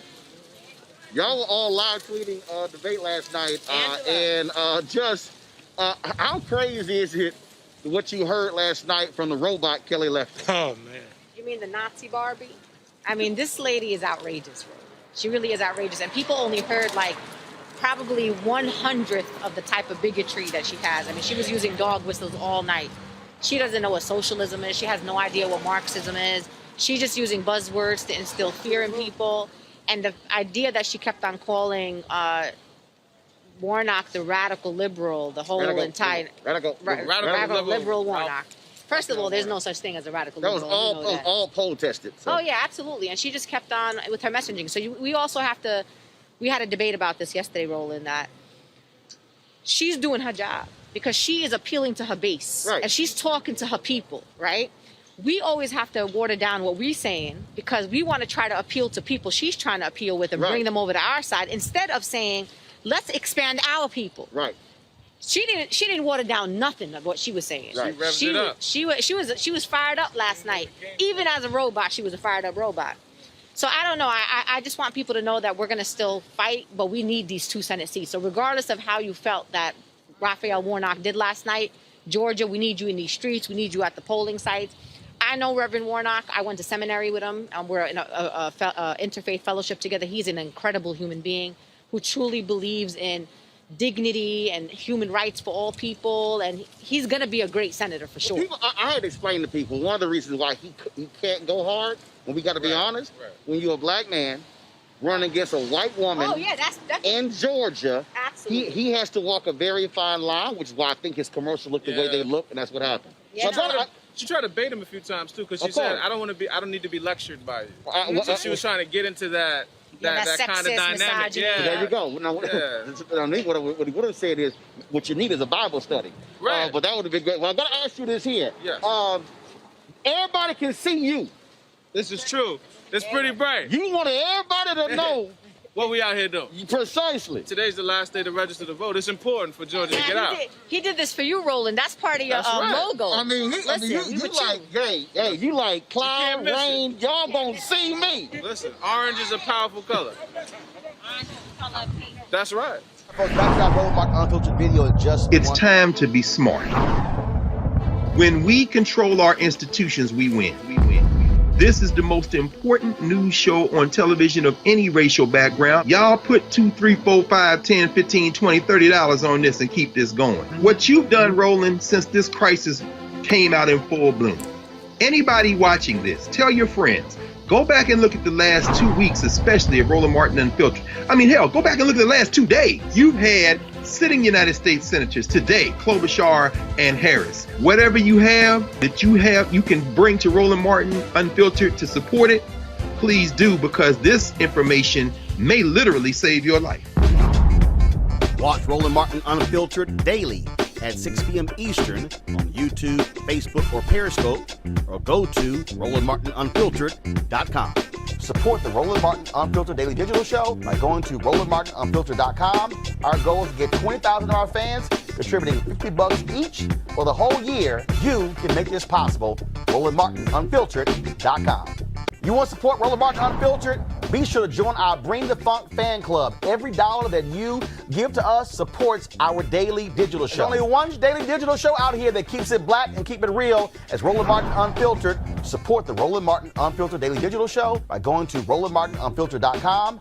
You can make this possible. I really hope that because first of all, Ossoff and Warnock are really campaigning together. I really hope they utilize what took place with this restaurant, Slutty Vegan, as an example of how David Perdue and Kelly Loeffler really don't give a damn about black businesses. So John Ossoff over the weekend, Saturday was supporting small businesses, and so that was called Small Business Saturday, okay? So it was about touting small businesses. So John Ossoff decides to visit a black-owned vegan restaurant in Atlanta. Here's the video of him visiting there. It's called Slutty Vegan. Well, roll the video, please. So here's the deal. He's in line. You see him standing right there. And so he's, long line there. And so supporting small businesses. All right. So the deal is this here. The Perdue campaign, they decide to sit here and, get an attitude. Here's the tweet that they put up. All right. We're going to show you the tweet that they put up attacking Ossoff. Ossoff can have the plant burger. We'll take the all-star special. Pick your side, Georgia. So what are they saying? Like the hell with this black-owned business? Is that what they're saying? Well, let's actually talk to the owners of that particular business. They join us right now, and I'm sure this was not what they were hoping folks would talk about. But guess what? All publicity is good publicity when you're owning your own business. So, so joining us right now with Slutty Vegan are the two owners who are with us right here. And I'm trying to pull up their names. I'm going to pull it right here. Don't have it there in my prompter. So let me go. Pinky Cole. Pinky, how you doing? Pinky, you there? I'm here. How are you? All right, Pinky. So let's just say this was not where you wanted to be. Did you get a sense that what David Perdue in his campaign was saying is the hell with your business, forget a business like yours. We only support places where there's beef trying to attack him. To me, you're attacking a black-owned business. A small business. The interesting part here is if you've never been to Slutty Vegan, one thing you're going to hear about Slutty Vegan is we get a lot of support from the community, right? We do a lot in the community, so people really have our back. So when you mess with Slutty Vegan, you mess with the city of Atlanta. So when Perdue said what he said, a lot of people took it personal.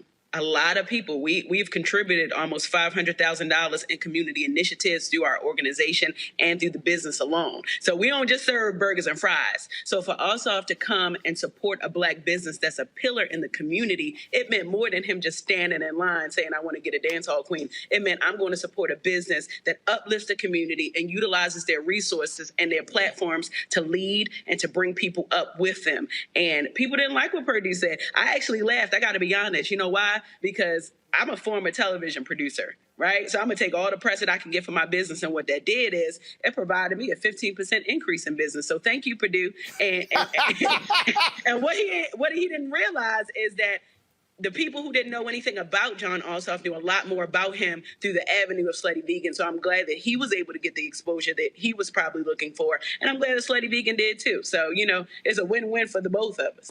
Well, and in fact, during the, there were 100,000 people in the Atlanta metro area who voted for Biden who skipped the Ossoff-Purdue race. Many people believe that if those folks had actually voted for Ossoff or voted for Biden, Ossoff would have beaten David Perdue in the primary there. And so I've talked to people in Atlanta who said Ossoff really needs to do better to get black folks to know who he is. And so Perdue attacking Ossoff for visiting your restaurant, to your point, and I've heard this from other people, it's ticked a lot of people off in Atlanta, and it has black folks like, oh, now y'all want to mess with the black restaurant. And so when he says, pick your side, Georgia, that's black people clearly are saying, we're going to pick our side, Ossoff over Perdue. Yeah, listen, the reality of it is this. A lot of people still don't know who John Ossoff is, right? He could have won the election last time, but, people weren't familiar with who he is. And let's be honest, right?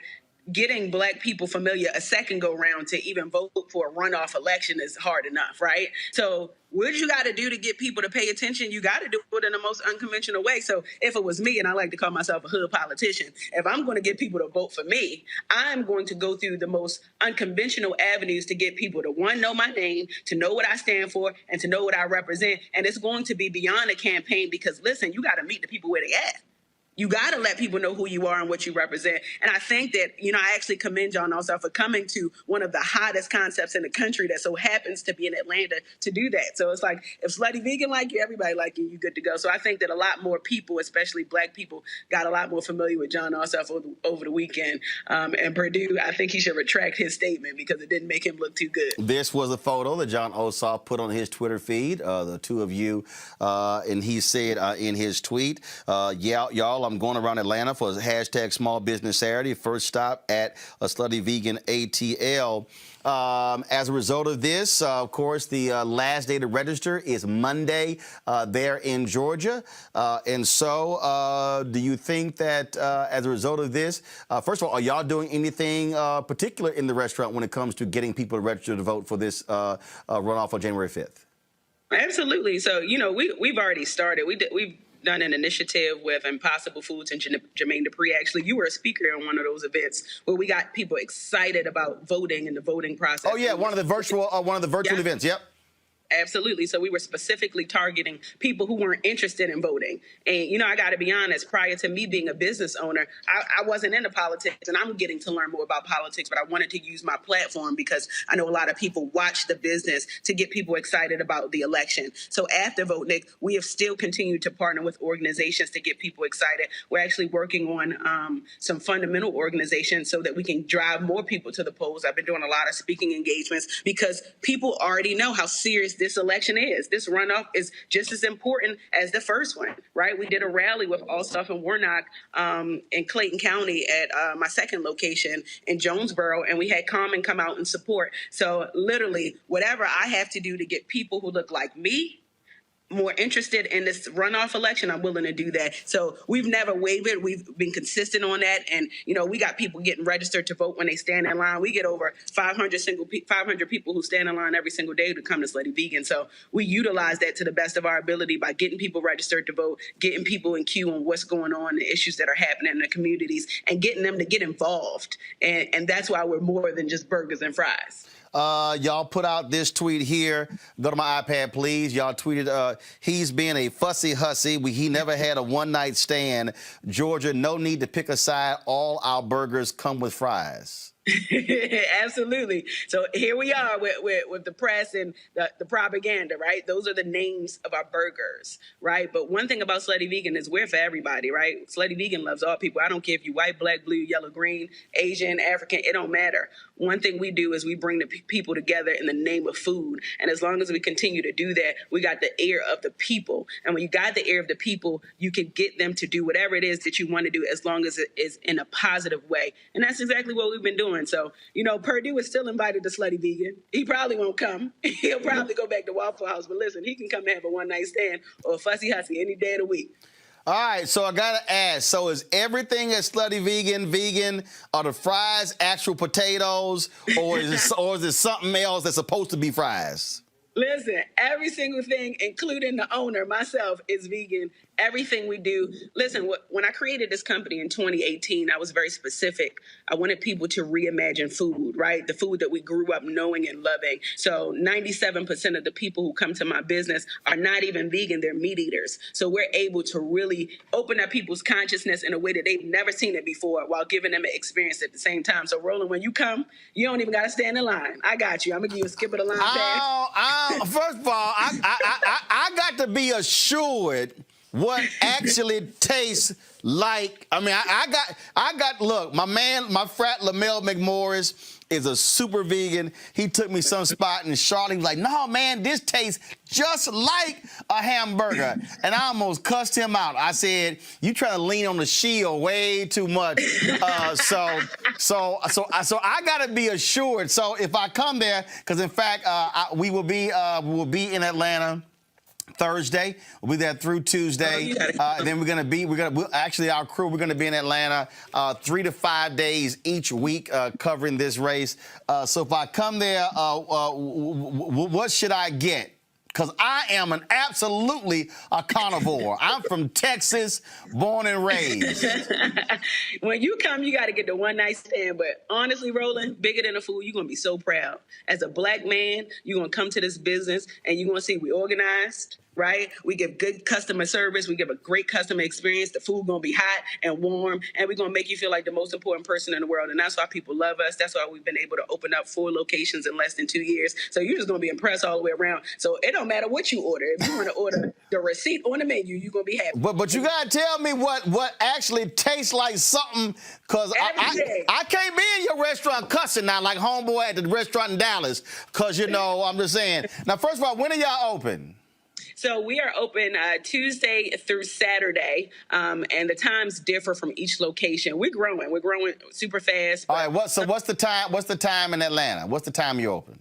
It depends on what location. You go to the West End, we open from 12 to 7:30. You go to Clayton County, we open from 12 to 9 o'clock. You go to the heart of Atlanta on Edgewood, we open from 4 p.m. to 2 a.m. in the middle of the night. So whatever you in the mood for, we got you. Whatever time you want to get left-side. All right, so here's what we'll do. We'll figure out which one of the locations in which time, and I'll go ahead, because first of all, it's my show. I ain't got to ask nobody permission. So we'll figure out. You let me know what's the best spot that can accommodate our cameras and lights. And so what we'll do is we'll actually do the show from Slutty Vegan. We'll do the full 2-hour Roland Martin Unfiltered from one of your locations. And I promise I will eat something. I might have to, because y'all know, I might have to bring me some barbecue sauce, because barbecue sauce. No, you don't. Come on, I'm just saying. So we'll see. Candace, Kelly, and Michael, y'all eat anything vegan? Any one of y'all? Absolutely. I do. I am vegan. Hold on. Pull them up. I need to see who's talking. All right, go ahead. Who was talking? I think Candace first. Go ahead. I think it will hurt you. I do. I've seen my sister make vegan cheese out of nuts. I've seen the process, not believed in it. And then I ate it, and it tastes good. She's a vegan. We've gone to vegetarian restaurants for Mother's Day and Father's Day. So, yeah, I've got a lot of people in my family trying to twist me over. But that smell of that bacon, I'm just saying. Okay. It's tough. Kelly, how about you? I am not a vegan, but I do eat some vegan food, depending on where you get it from. Right. It's delicious. I am very familiar with Slutty Vegan. I'm waiting for them to get a brunch menu for DC. All right. I'm waiting. Michael. Well, Roland, I'm like you. I'm a steakhouse guy. But my sister-in-law is a vegan and has taken me to some very tasty vegan restaurants. Okay. Where I had a vegan Reuben, which was excellent. Well, Pig, I'm the only one who ain't never ate. I ain't ate nothing vegan. So well, we're gonna change your life. Well, I don't know if y'all about gonna change my life, but we gonna try that. So I appreciate it. Thanks a bunch. And so I'll get your contact information. So like I say, when we come to Georgia, we're gonna be there pushing the election, and then we'll do the show from one of your locations. Roland, can you please make sure the camera's on you when you take a bite of that cheeseburger? Please. No, duh. Please. That's what we do. Duh. All right, Piggy, thanks a lot. I appreciate it. All right, thank you. See you soon. All right, y'all. Again, that's what happens when you are stuck on stupid. Pull the panel back up. That's what happens when you stuck on stupid and you're a politician and you think you taking a shot at somebody and you don't realize how you really stepped into it. And see, now, Purdue, don't bring your ass to Slutty Vegan, because see, don't even come by, because see, then you're really going to be sitting here being a hypocrite if you try to come by. And so black people all across Georgia, David Perdue took a shot at a black-owned restaurant thinking he was taking a shot at John Ossoff. So guess what we should do? Take a shot and throw his ass out of Washington, D.C. Deadline to register in Georgia is Monday. Pull the graphic up, please. The deadline is Monday. Monday. Okay? Monday. The election is January 5th. Early person in voting starts December 14th. So please do that. It's time to be smart. When we control our institutions, we win. This is the most important news show on television of any racial background. Y'all put $2, $3, $4, $5, $10, $15, $20, $30 on this and keep this going. What you've done, Roland, since this crisis came out in full bloom. Anybody watching this, tell your friends. Go back and look at the last 2 weeks, especially of Roland Martin Unfiltered. I mean, hell, go back and look at the last 2 days. You've had sitting United States senators today, Klobuchar and Harris. Whatever you have that you can bring to Roland Martin Unfiltered to support it, please do, because this information may literally save your life. Watch Roland Martin Unfiltered daily at 6 p.m. Eastern on YouTube, Facebook, or Periscope, or go to RolandMartinUnfiltered.com. Support the Roland Martin Unfiltered Daily Digital Show by going to RolandMartinUnfiltered.com. Our goal is to get 20,000 of our fans contributing $50 each for the whole year. You can make this possible. RolandMartinUnfiltered.com. You want to support Roland Martin Unfiltered? Be sure to join our Bring the Funk fan club. Every dollar that you give to us supports our daily digital show. There's only one daily digital show out here that keeps it black and keep it real as Roland Martin Unfiltered. Support the Roland Martin Unfiltered Daily Digital Show by going to RolandMartinUnfiltered.com. You can make this possible. Republican efforts to steal the election continues. First, Michigan certifies the results for Joe Biden. Pennsylvania Supreme Court says, hell no, Donald Trump. Your legal arguments are nonsense. But in Georgia, where we have two critical runoff races featuring Pastor Raphael Warnock against Kelly Loeffler and then John Ossoff versus David Perdue, Republicans are doing their best to try to steal that election by purging people who just voted in November. Yeah, that's actually happening before us.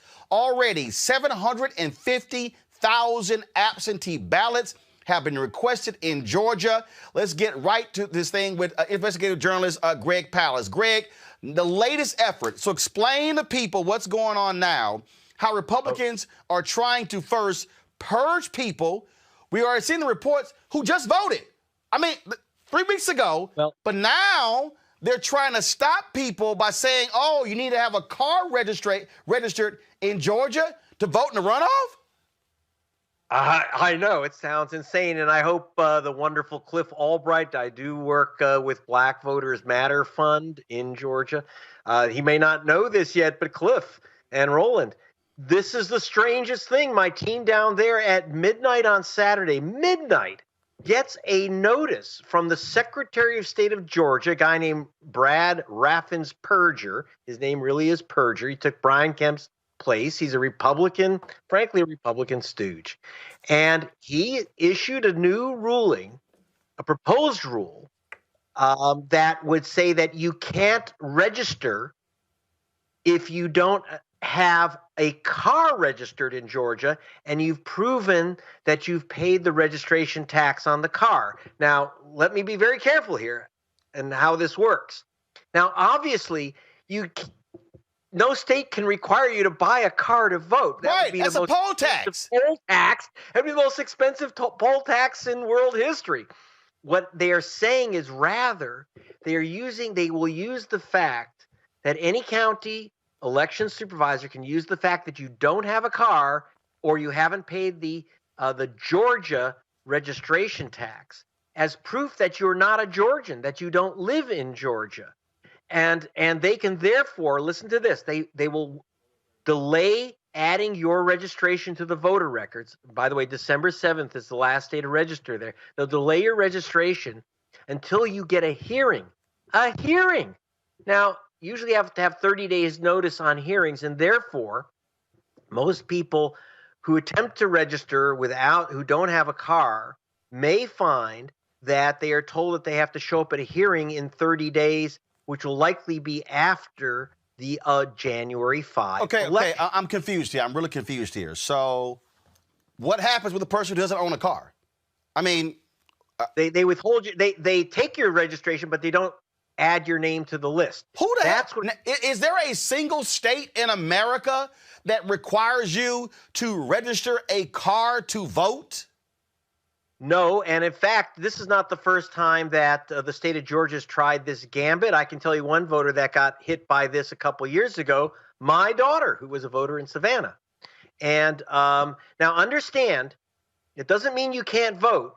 What they might try to do is say that not having a car registered in Georgia means that you don't live here. What the Secretary's of State office is claiming is that this is to stop people fraudulently registering in Georgia because of the hot Senate race. This will determine control of the U.S. Senate. So they're afraid. They say they're afraid of people coming into Georgia and simply registering for this runoff. Well, number one, if you are moving to Georgia, you can register for this runoff. But our person, Terry Manpearl, on the ground there, was on the call with the Secretary of State and asked, do you have a single case, even one, of a fraudulent voter, someone from out of state voting in the Georgia election in November? Do you have a case of a single voter? Remember, a lot of people have already mailed in their ballots. Do you have a case of a single voter who's mailed in a ballot that isn't a Georgia resident, an absentee ballot? Now, is there one case? So you're going to stop thousands of... Now, who gets affected by this law? Again, they don't stop you from registering. They just withhold your registration, possibly till after the election. And by the way, with Cliff, I have no doubt we're going to be fighting this. Believe me, we're going to be fighting this. So what they're saying is that now who's affected? Students, like my daughter, she didn't have a car in Georgia. She has a New York driver's license because on vacations she would drive in New York. So they try to block her from voting. She went through the process and saved her vote in Savannah. But how many, like she said, there's almost no students who are willing to fight this and get registered. In addition, of course, who's the biggest group that's affected? People who don't have cars, urban, low-income voters. In other words, voters of color. And by the way, the color is generally blue. So they know if they can knock out voters trying to register in Atlanta, new voters, people, remember, they, like you just said, they purge voters, so you have to re-register.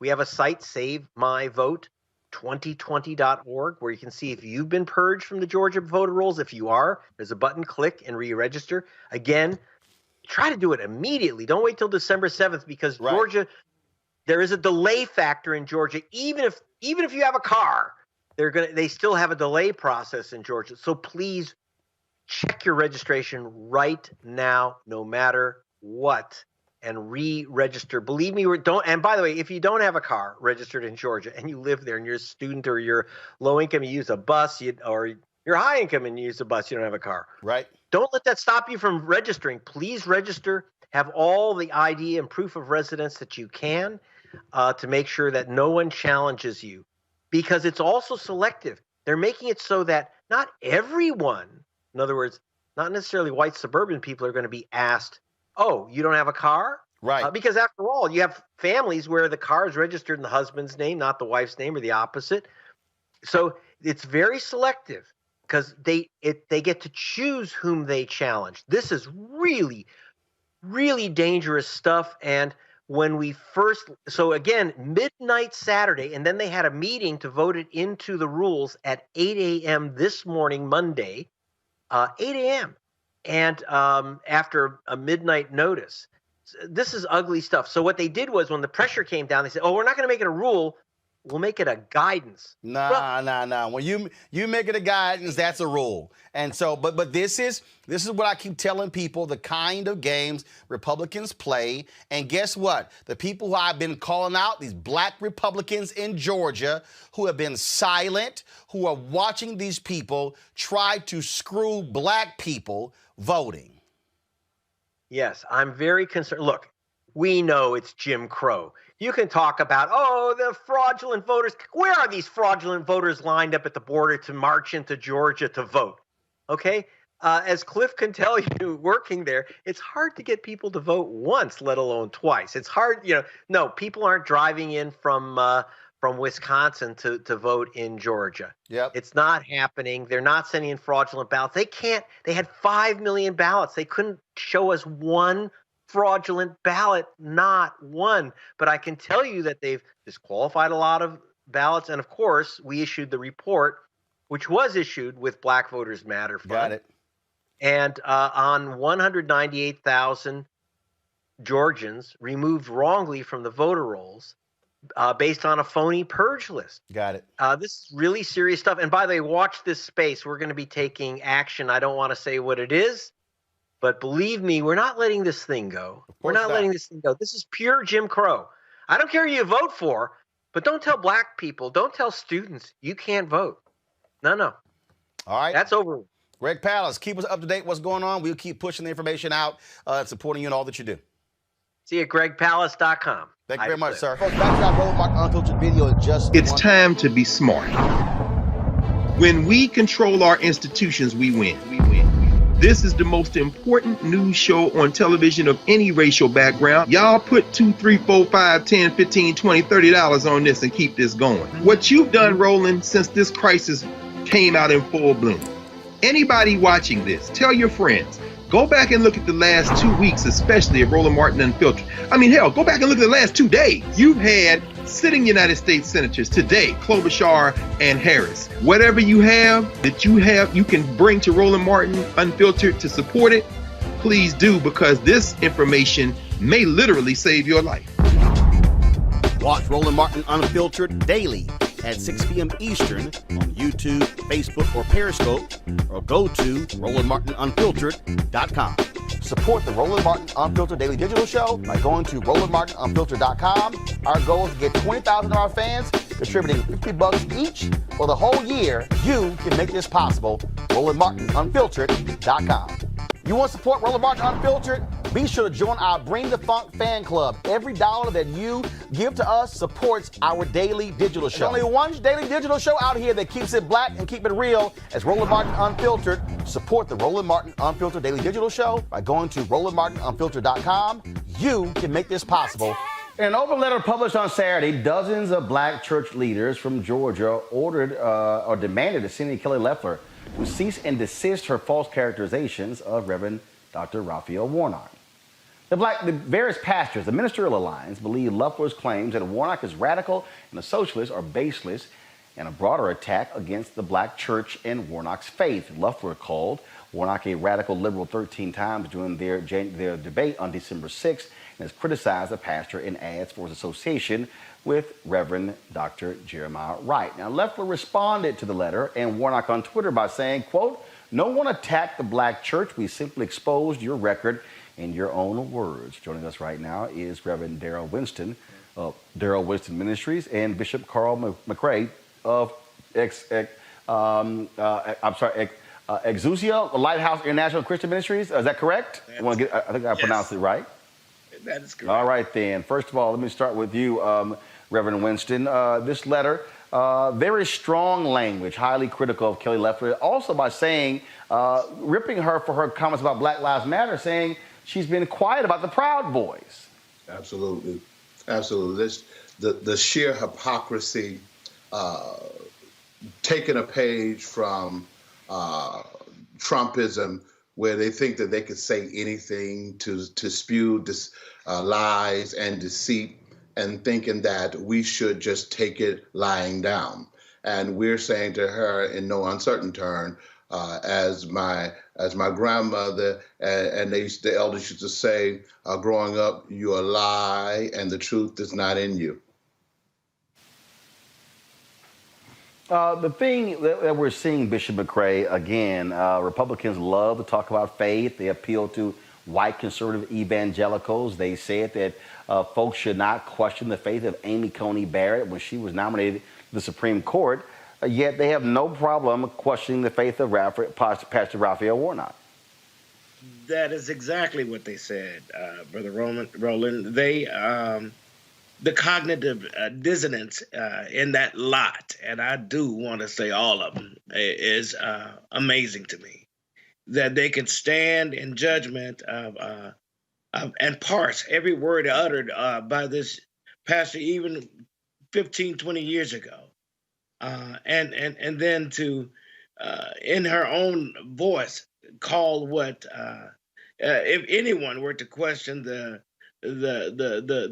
spiritual bona fides of Amy Coney Barrett, she called it disgusting. And that yet she turns around and robotically, repeatedly attacks Reverend Warnock and expect us to let that go unanswered. I don't know what planet she's existed in, but the time has come where we will push back at full-throated at the lies that they hurl and expect them to somehow manifest as truth. We know Scripture. We know our relationship with God. We know the prophetic tradition of Jesus Christ. And we understand that they have co-opted Christianity, but we're taking it back. We're taking it back. The thing that's also interesting here, Reverend Winston, the thing that's very interesting here when we look at what is going on in this race, when the fact that Kelly Loeffler, one of her first appearances after she replaced Johnny Isaacson, was going to Ebenezer Baptist Church for MLK Day celebration. So, and it's like, so you thought it was so radical, yet you showed up. And I was there. She was glad to be in the number, or she acted as if she was just glad to be in the mix. And in fact, she spoke and she was very gracious, and she even remarked that she looked forward to coming back again. And so we know then that they are taking this bread and butter play from the late Lee Atwater, who got his from Nixon, the whole Nixonian playbook, to stroke the fear in their voting bloc, this fear-mongering, sheer racism. But we detest the mockery.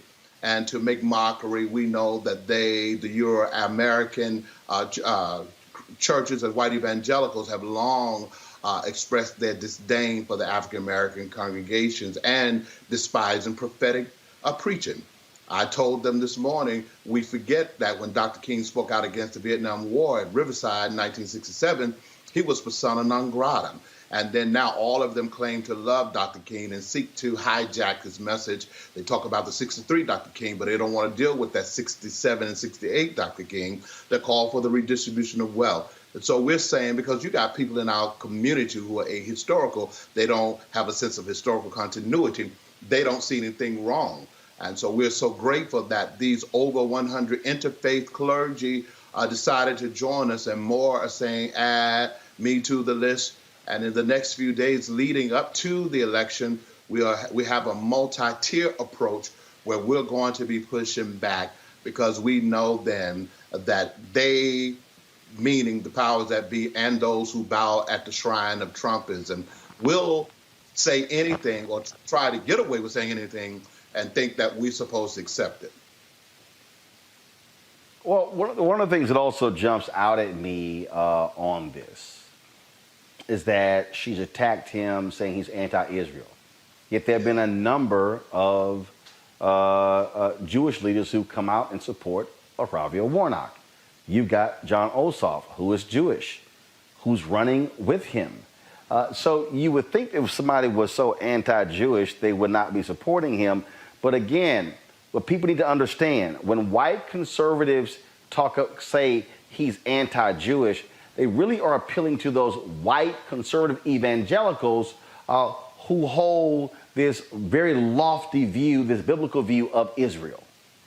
They equate Zionism with Judaism, and many rabbis here in Atlanta and abroad are working now on a piece where they are addressing the Jewish community, long history with the African American church.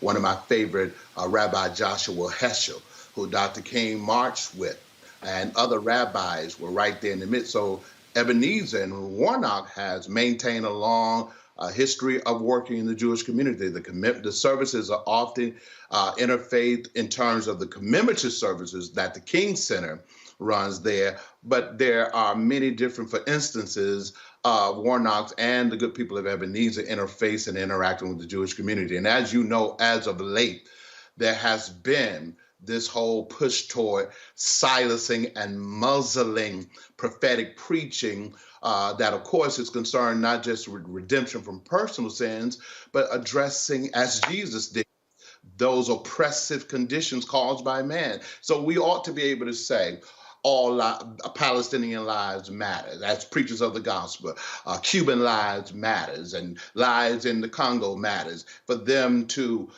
seek to check the preacher is an attempt to do what they wasn't able to do in times past, but they think that they can now push us into a corner where we just sit down and preach an otherworldly by and by when we die message, so that we can become enablers of systemic evil that they perpetuate on a daily basis. Well, I certainly hope that folks in Georgia are going to respond in kind to what is happening by turning out at the polls. The best way to shut them up is to beat them.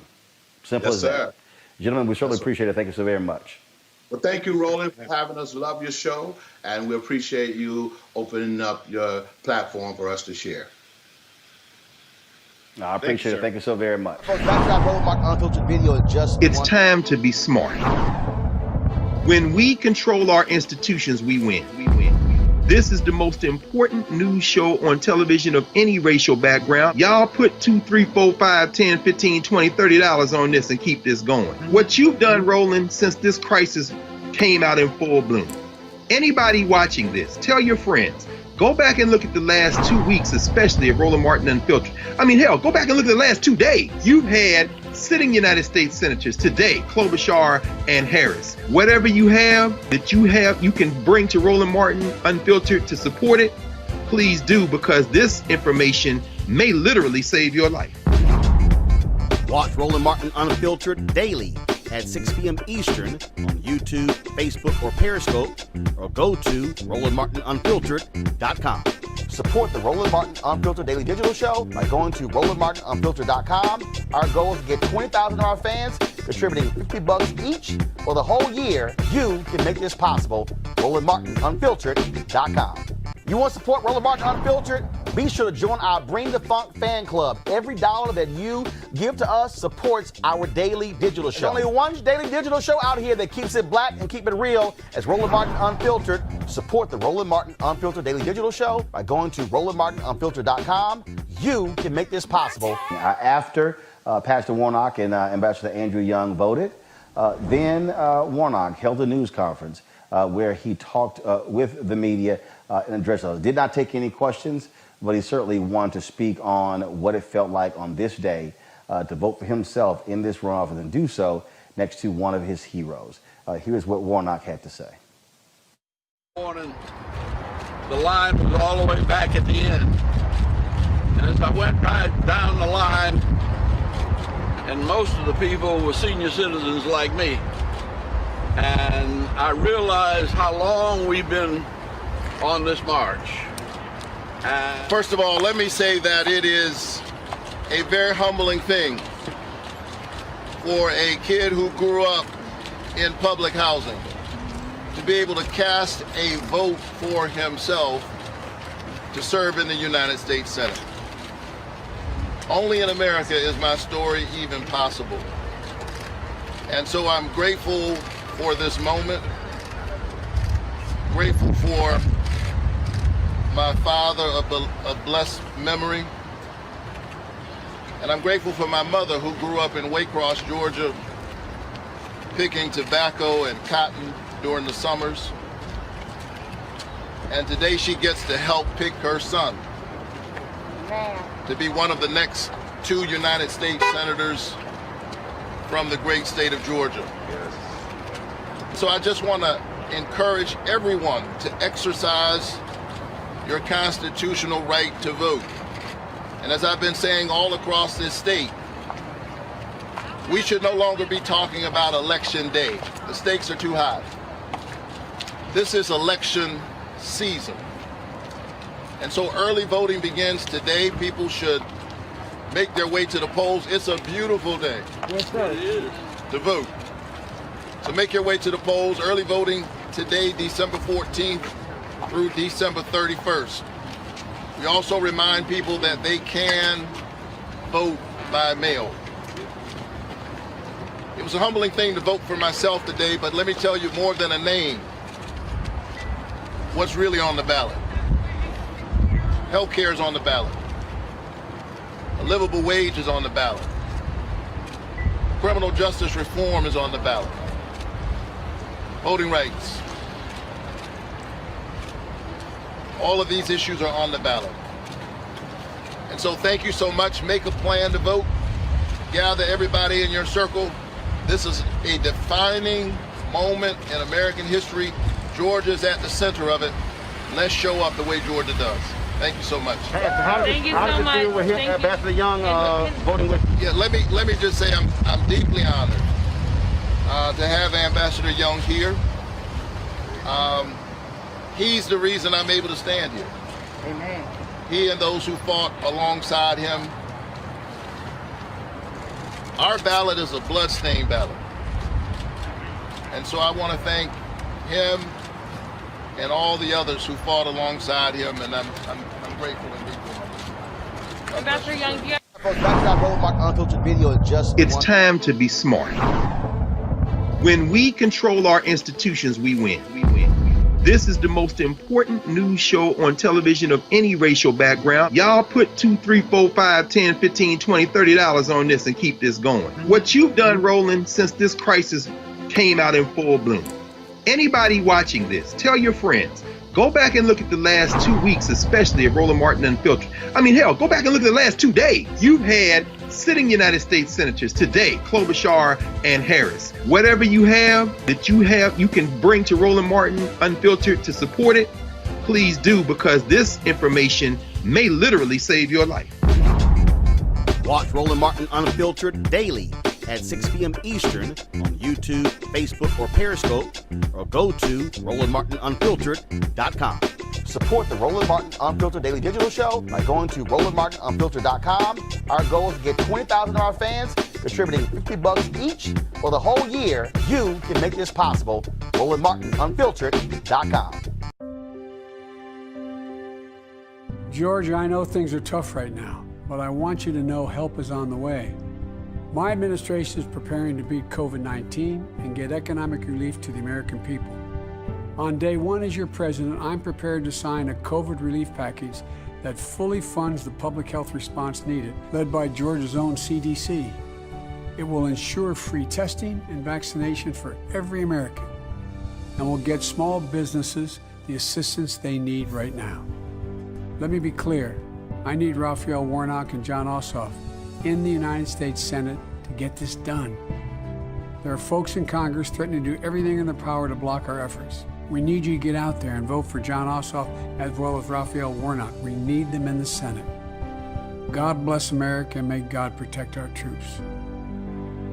I'm Raphael Warnock. And I'm Jon Ossoff. And we approve this message.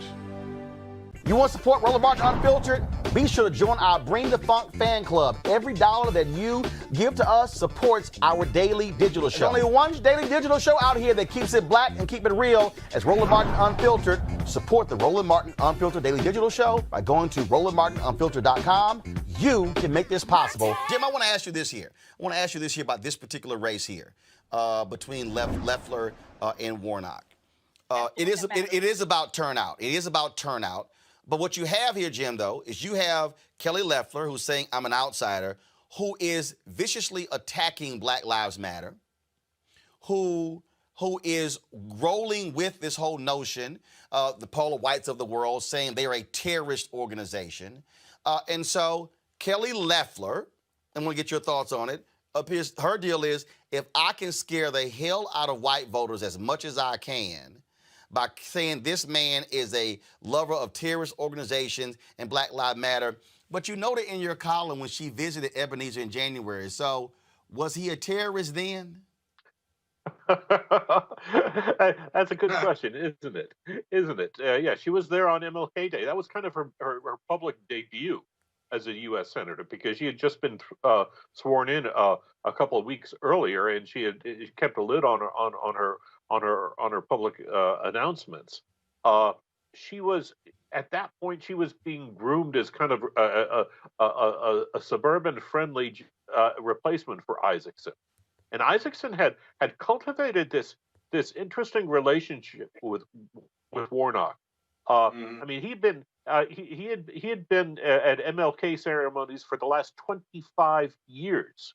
He was the most dependable Republican attendee, and sometimes he was the only Republican of note there.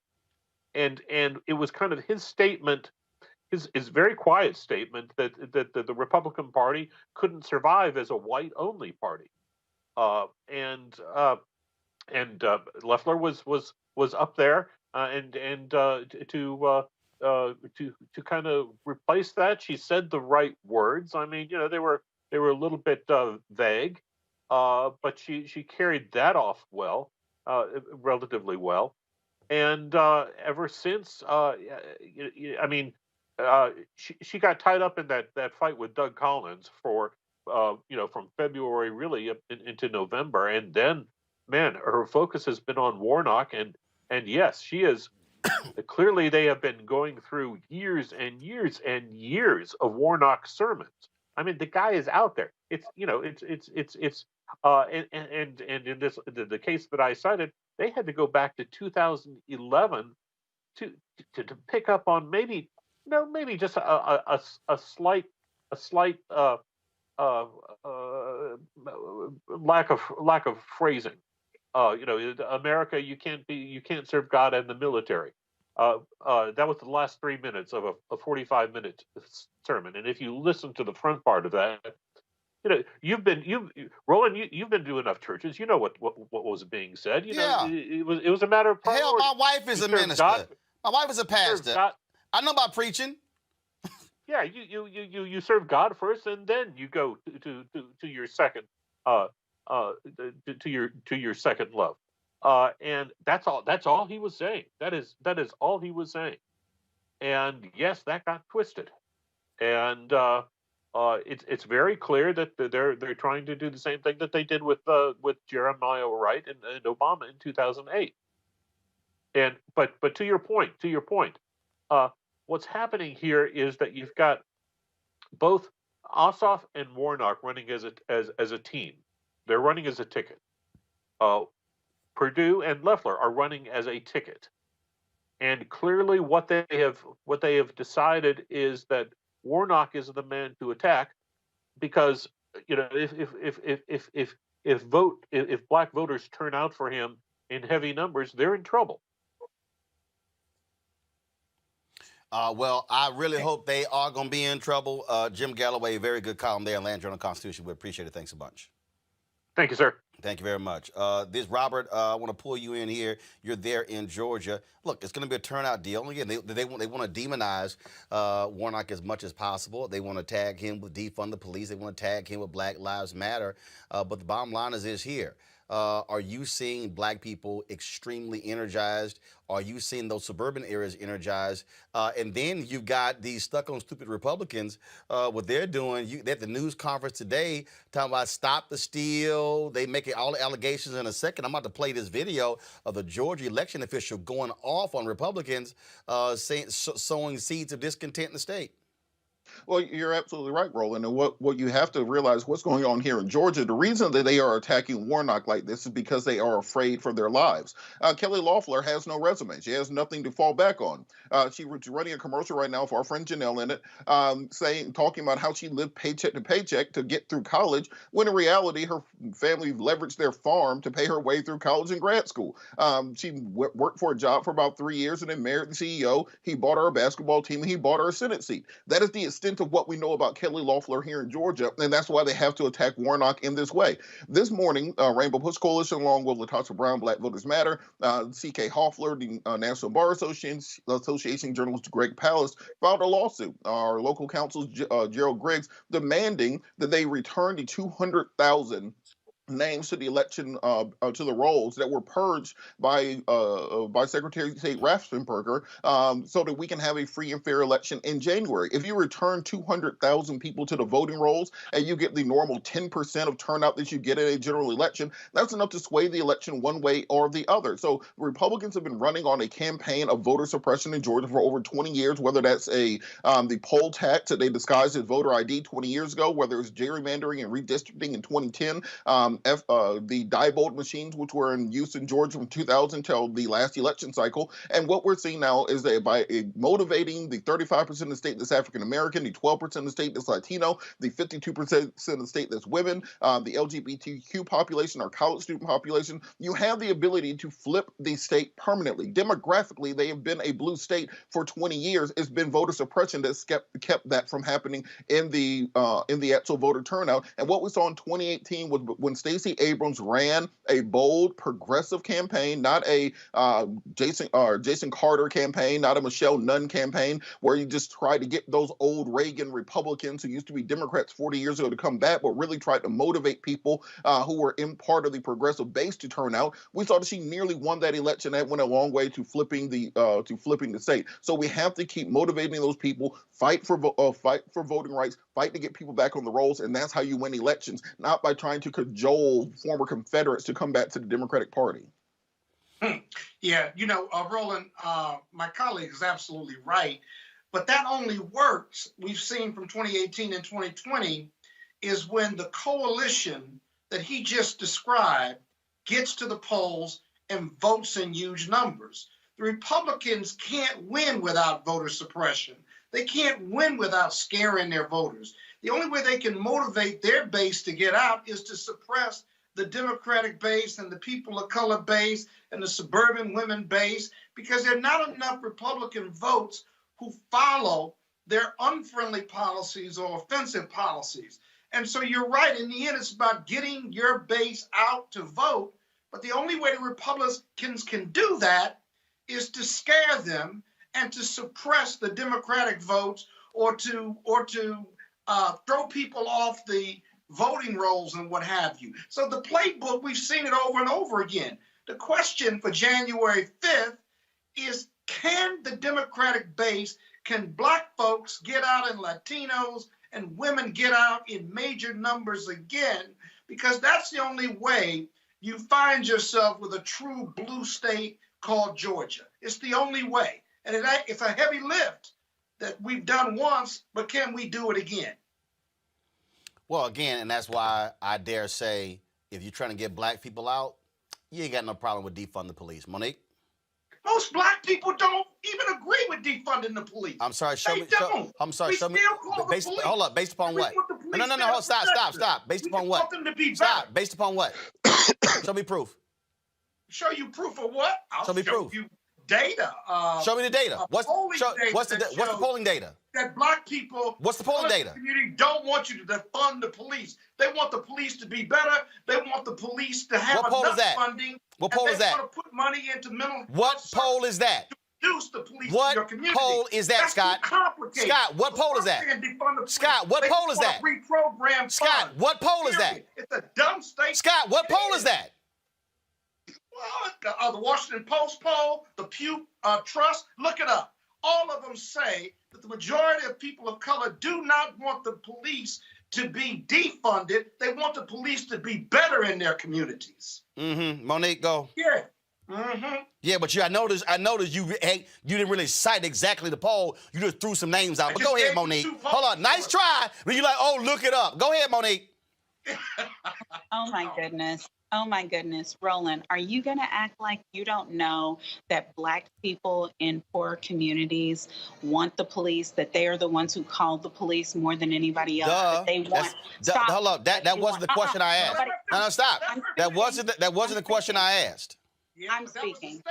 No. If you're gonna say something, if you're gonna say I said something, be factual. Go ahead. A whole lot of male energy. First of all, this ain't male energy or female energy. It's called energy. Speaking. No, if you're gonna say something, back it up. Go. Let's just have manners. Go. What Scott I got was saying manners. Was absolutely correct, right? That it is Black people in poor communities who want more police presence rather than less. It is people who don't need Black police presence in their communities, who don't ever see the police, who if they see the police, it's an exception. I'm aware of that, but that's not what I asked. See, here you go. No, but if you actually answer the question I asked, as opposed to trying to deflect, answer the question I asked. I believe I answered when I said, you know, and I know, as Scott said, that Black people by and large want more police presence in poor neighborhoods than less. And the reason why we are saying defund is because we have an understanding through study, through empirical evidence, through science, that we can use less money and more community presence and smarter policing to get to a different result. All I am saying, and I agree with my brother Scott, which this is like 2 weeks in a row, and I'm impressed with myself, is in Georgia, y'all scaring these people. And if you don't want Georgia, fine, go ahead. Stand, beat. They're not scaring them in Georgia. No, they're not. Defund the No, they're not. No, they're not. The police off. You know what? They're not scaring them in Georgia. They're not. You know Georgia. Listen. They're not. The people, the good white folks who you want, they don't want this. And if you think that just Black people can vote and we can win in Georgia, then I got a bridge in Georgia that I can sell you. It's on Lake Kono. And here's the whole deal, Robert. There are white people who are also turning out who have enough sense to not fall for the Republican okie doke, who understand when people say, don't you dare try to say reclaim your time when you want to talk now. I'm reclaiming Here's the whole deal, Robert.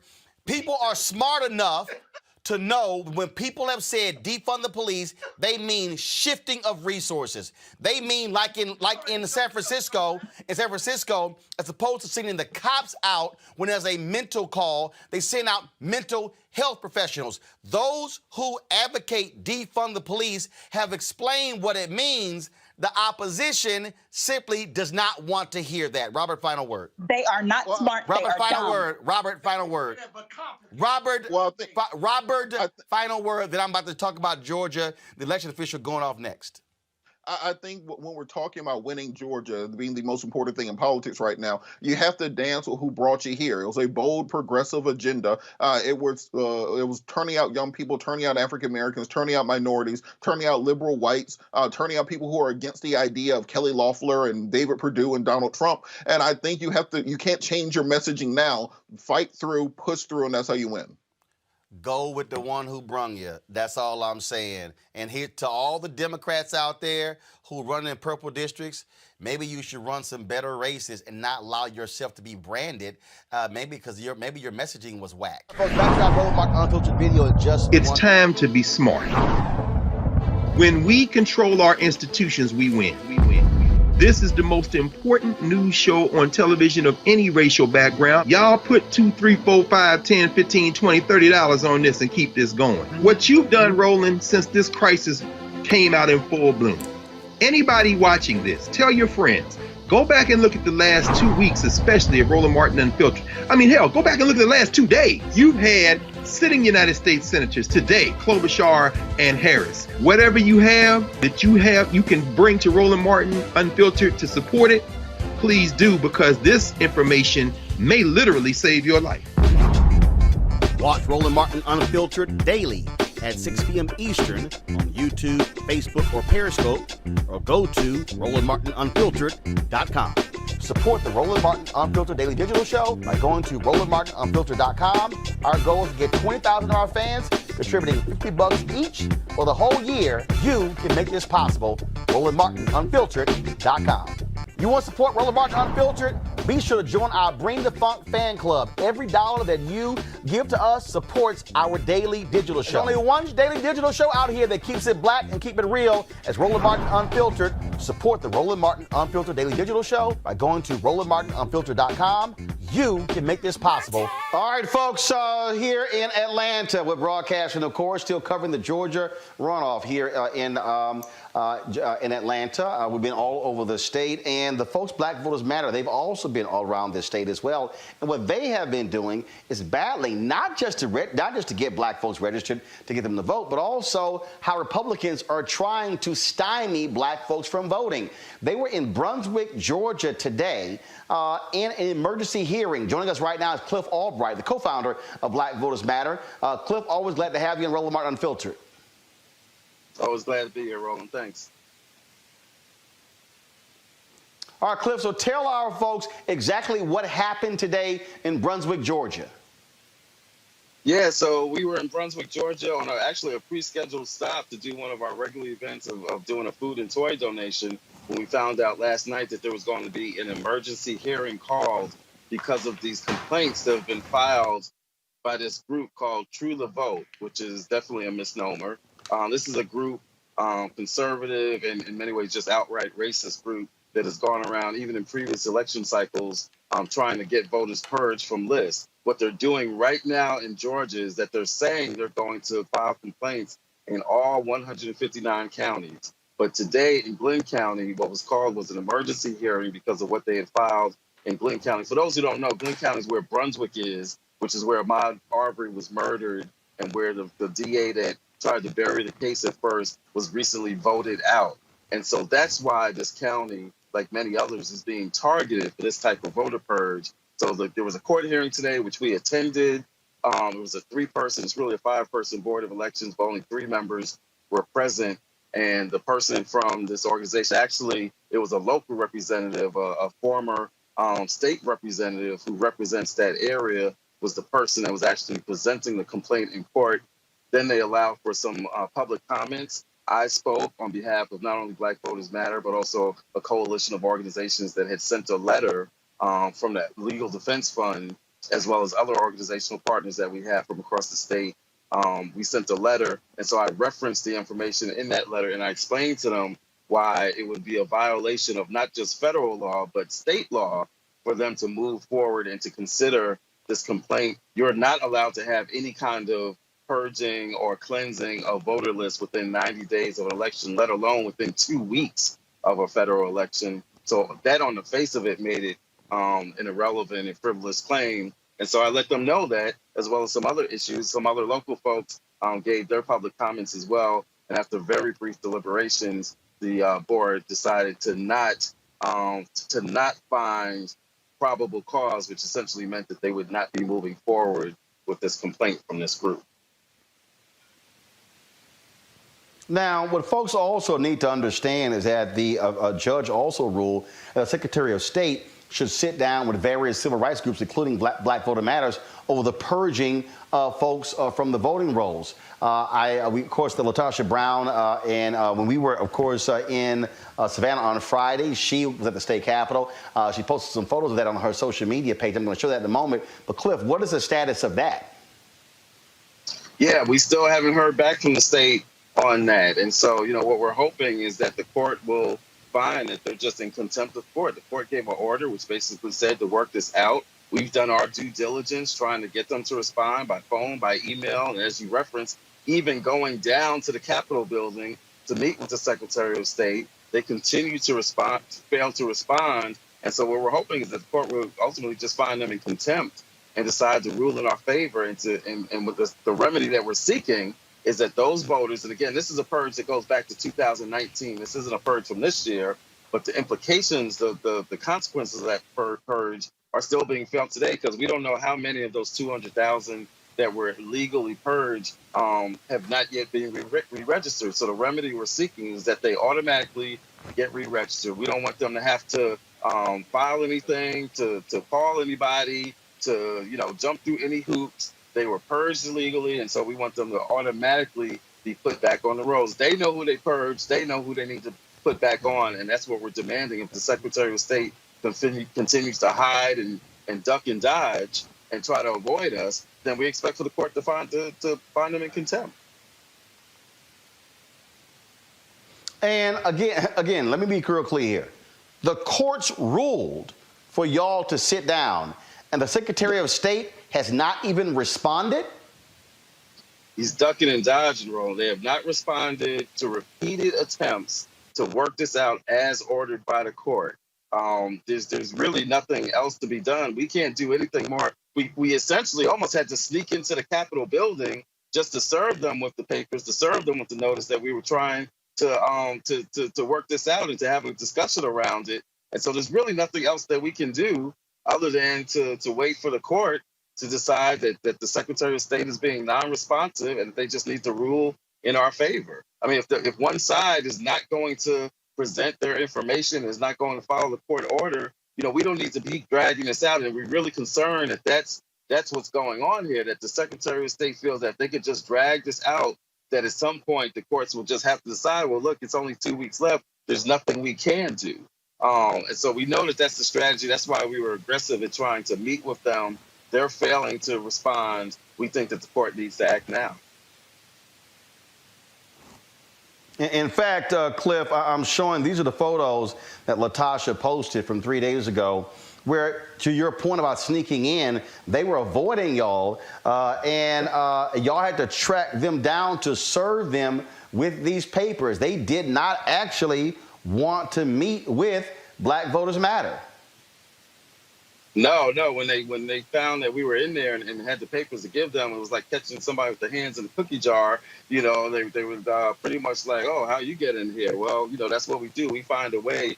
Whatever it is that we have to do to protect our folks' right to vote, we're going to make that happen. And whether that's going to the Capitol to serve them with papers, or whether that's showing up today in Glenn County to demand that these voters not be purged, and that they follow the law, that you can't do this kind of list maintenance within 90 days, we're going to do whatever it takes to let them know that we're not standing by it. And what's important is that, especially in these rural counties, because the same thing they're trying to do in Glenn County, they're trying to do in counties all over the state. They're trying to do it. They already tried it in Cobb and it was shot down. They tried it in Muskogee, and that Board of Elections actually found that there was some probable cause to at least look into it.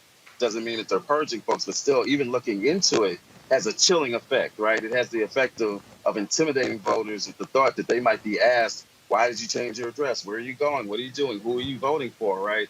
And so they try to do these things in these rural counties. And part of why we do what we do, why we roll through in these communities with the Blackest Bus in America, is because we want our folks to know that they are not alone. And there are several people from Brunswick in that courthouse today who said, you know what, I thought I was going to be here by myself. I was so glad to see y'all.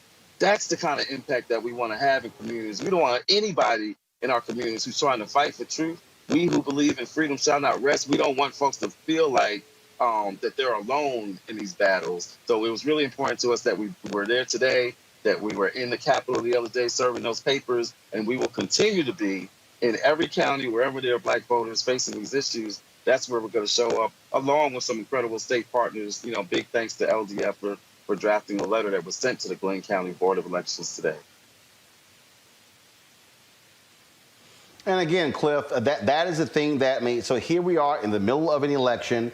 We're sitting here trying to get folks out, and y'all are on the front lines just to make sure that Republicans in this state are not trying to intimidate Black voters, trying to suppress Black voters, because they clearly understand the power of the Black vote, and this is how they want to win. They do not want to win on the issues. They frankly want to win by cheating. Yeah, and it's hilarious I said that to them. They keep yelling, stop the steal. They keep yelling, stop the steal, but that's what they're trying to do. Right. The levels of hypocrisy are mind-blowing, right? And I mentioned that to them in my public comments to the Board of Elections today, because what they were trying to argue is that they don't know who these voters are, right? They're just doing this. They're just trying to clean the rolls. We don't know who's going to be impacted. We don't know what the race of the voters are. And what I told the Board of Elections is, look, we got to be honest here, right? We just got to deal with the reality. We know why they're doing this. They know who it is that would be purged by this. In the same breath that they were arguing that they know that these weren't military people, because they didn't want to act like they were trying to purge military. So they said, no, we researched it and these aren't military, and oh, we researched it and these aren't students. So like I said to the Board of Elections, I said, you know what? They're telling us they know everything there is to know about these voters. They know whether they're military, whether they're students, they know their shoe size, they know what their favorite food is to eat, but somehow they want us to believe that they don't know their race. That doesn't make sense, right? That just flies in the face of everything that we know. We know why it is that they're doing this. We know that they're mad because Georgia flipped in November. We know that they're scared, as you said, that they're running scared because of the historic voter turnout that we've seen in the first week of early voting, plus the vote by mail. We know that they're scared because of the momentum. We know that they're mad because of what happened in Brunswick and Glenn County, where they got rid of the DA. This is why they're using these tactics, and especially in a place like Brunswick and Glenn County, we need not be naive about what's going on. In fact, one of the acts that I cited and that the LDF cited in the letter, this isn't just a violation of the Voting Rights Act or the Help America Vote Act. The intimidation that this represents goes to the 1871 Ku Klux Klan Act. And so I mentioned that in court in the hearing today, and I looked dead at the representative who was bringing this hearing when I referenced the KKK Act, because that's all that's going on. It is the same kind of intimidation. They want our voters to have to answer questions about why they're voting a certain way or where they lived or where they moved to and all this stuff. That's intimidation, and we're not having it. That's what we're trying to do today. That's what we're trying to do with the lawsuit that we have against the Secretary of State. All right, then. Cliff Albright, we certainly appreciate it. Look, keep us abreast.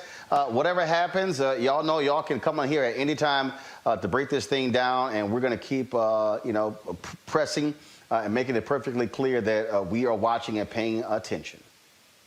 Thank you so much, Roland. Be on the lookout. Valdosta is next up. We're fighting for that as well, too. And that's, in this case, thousands of voters that they're potentially trying to purge in Valdosta, Georgia.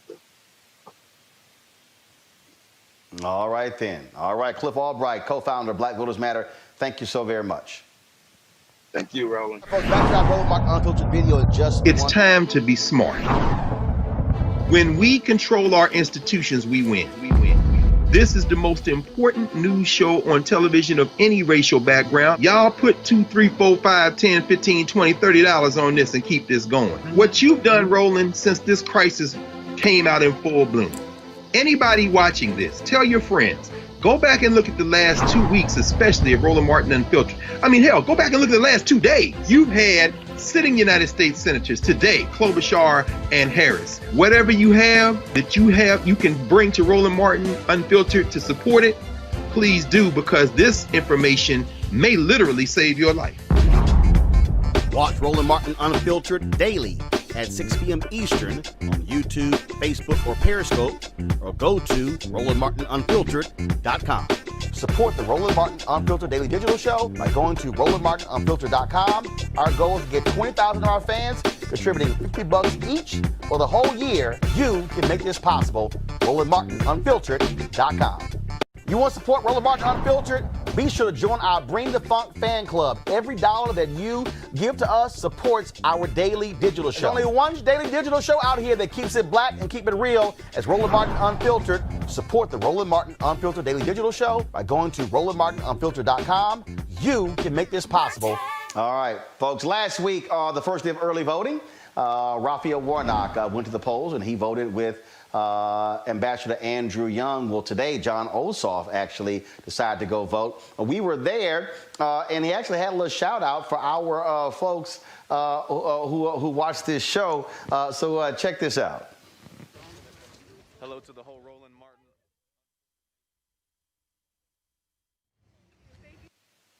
As I said, John Ossoff met with a group of folks, not at the Metropolitan Library, across the street at a park. We were actually there covering that. He spoke to them. And also, he was joined by folks with the Millennial Civil Rights Project. They were there standing with him as he went and voted early today. And there should be, y'all should be seeing some video there of John Ossoff in the voting booth, casting his early vote. Last week, of course, Warnock voted. More than 1.3 million folks have voted early already, in-person voting. But in addition to in-person voting, also folks who voted early by absentee ballot. They have drop boxes in various locations across the country in order for people to be able to drop off their ballots if they don't want to stand in line. Now, of course, Republicans do not like those drop boxes at all. They don't like those drop boxes at all. And so what they prefer is for folks to stand in line. It was not a long line. In fact, Ossoff, he voted rather quickly compared to last week when Raphael Warnock voted. Was a lot more folks in line that first day. But again, it was good to see the folks out there at Metropolitan Library here in Atlanta, where he went and voted to cast his ballot. And of course, there are three races. Folks are voting on: his race against Senator David Perdue, Warnock against Kelly Loeffler, and as well as an African-American who is running for the Public Utility Commission. That's an important position. He would be the first Democrat elected in 20 years to that particular position. And so we're going to actually chat with him a little bit later this week. And so bring you Daniel Blackman talking about his important race. So these three runoff races are on the ballot. All efforts are out there to get folks focused on that. Back to that Roland Martin Unfiltered video. It's time to be smart. When we control our institutions, we win. This is the most important news show on television of any racial background. Y'all put $2, $3, $4, $5, $10, $15, $20, $30 on this and keep this going. What you've done, Roland, since this crisis came out in full bloom. Anybody watching this, tell your friends. Go back and look at the last 2 weeks, especially of Roland Martin Unfiltered. I mean, hell, go back and look at the last 2 days. You've had sitting United States senators today, Klobuchar and Harris. Whatever you have that you can bring to Roland Martin Unfiltered to support it, please do, because this information may literally save your life. Watch Roland Martin Unfiltered daily at 6 p.m. Eastern on YouTube, Facebook, or Periscope, or go to RolandMartinUnfiltered.com. Support the Roland Martin Unfiltered Daily Digital Show by going to RolandMartinUnfiltered.com. Our goal is to get 20,000 of our fans contributing $50 each for the whole year. You can make this possible. RolandMartinUnfiltered.com. You want to support Roland Martin Unfiltered? Be sure to join our Bring the Funk fan club. Every dollar that you give to us supports our daily digital show. There's only one daily digital show out here that keeps it black and keep it real as Roland Martin Unfiltered. Support the Roland Martin Unfiltered Daily Digital Show by going to RolandMartinUnfiltered.com. You can make this possible. Actress Lynn Whitfield starred, of course, in Greenleaf on the Lynn Whitfield, First Lady of the church. So it was only fitting that she would be out here to speak on behalf of John Ossoff. After she addressed the crowd here, she and I had an opportunity to chat about politics. Lynn Whitfield. Hello, Roland Martin. It's not uncommon for you to be sitting in front of a church, First Lady. But this ain't Greenleaf. This is not Greenleaf. I'm so excited because we're out here. The NAACP and Kennesaw University pulled together this rally of young people who have just registered to vote, people who have been in the streets protesting and about to do the greatest protest of all, which is to have their voice heard through the vote. Because these young people are the people who are going to keep everybody honest once we vote them in. And I'm in Georgia, the epicenter of everything right now, for Ossoff and Warnock. And this is a rally. We are a month out from the next election, and it's very exciting.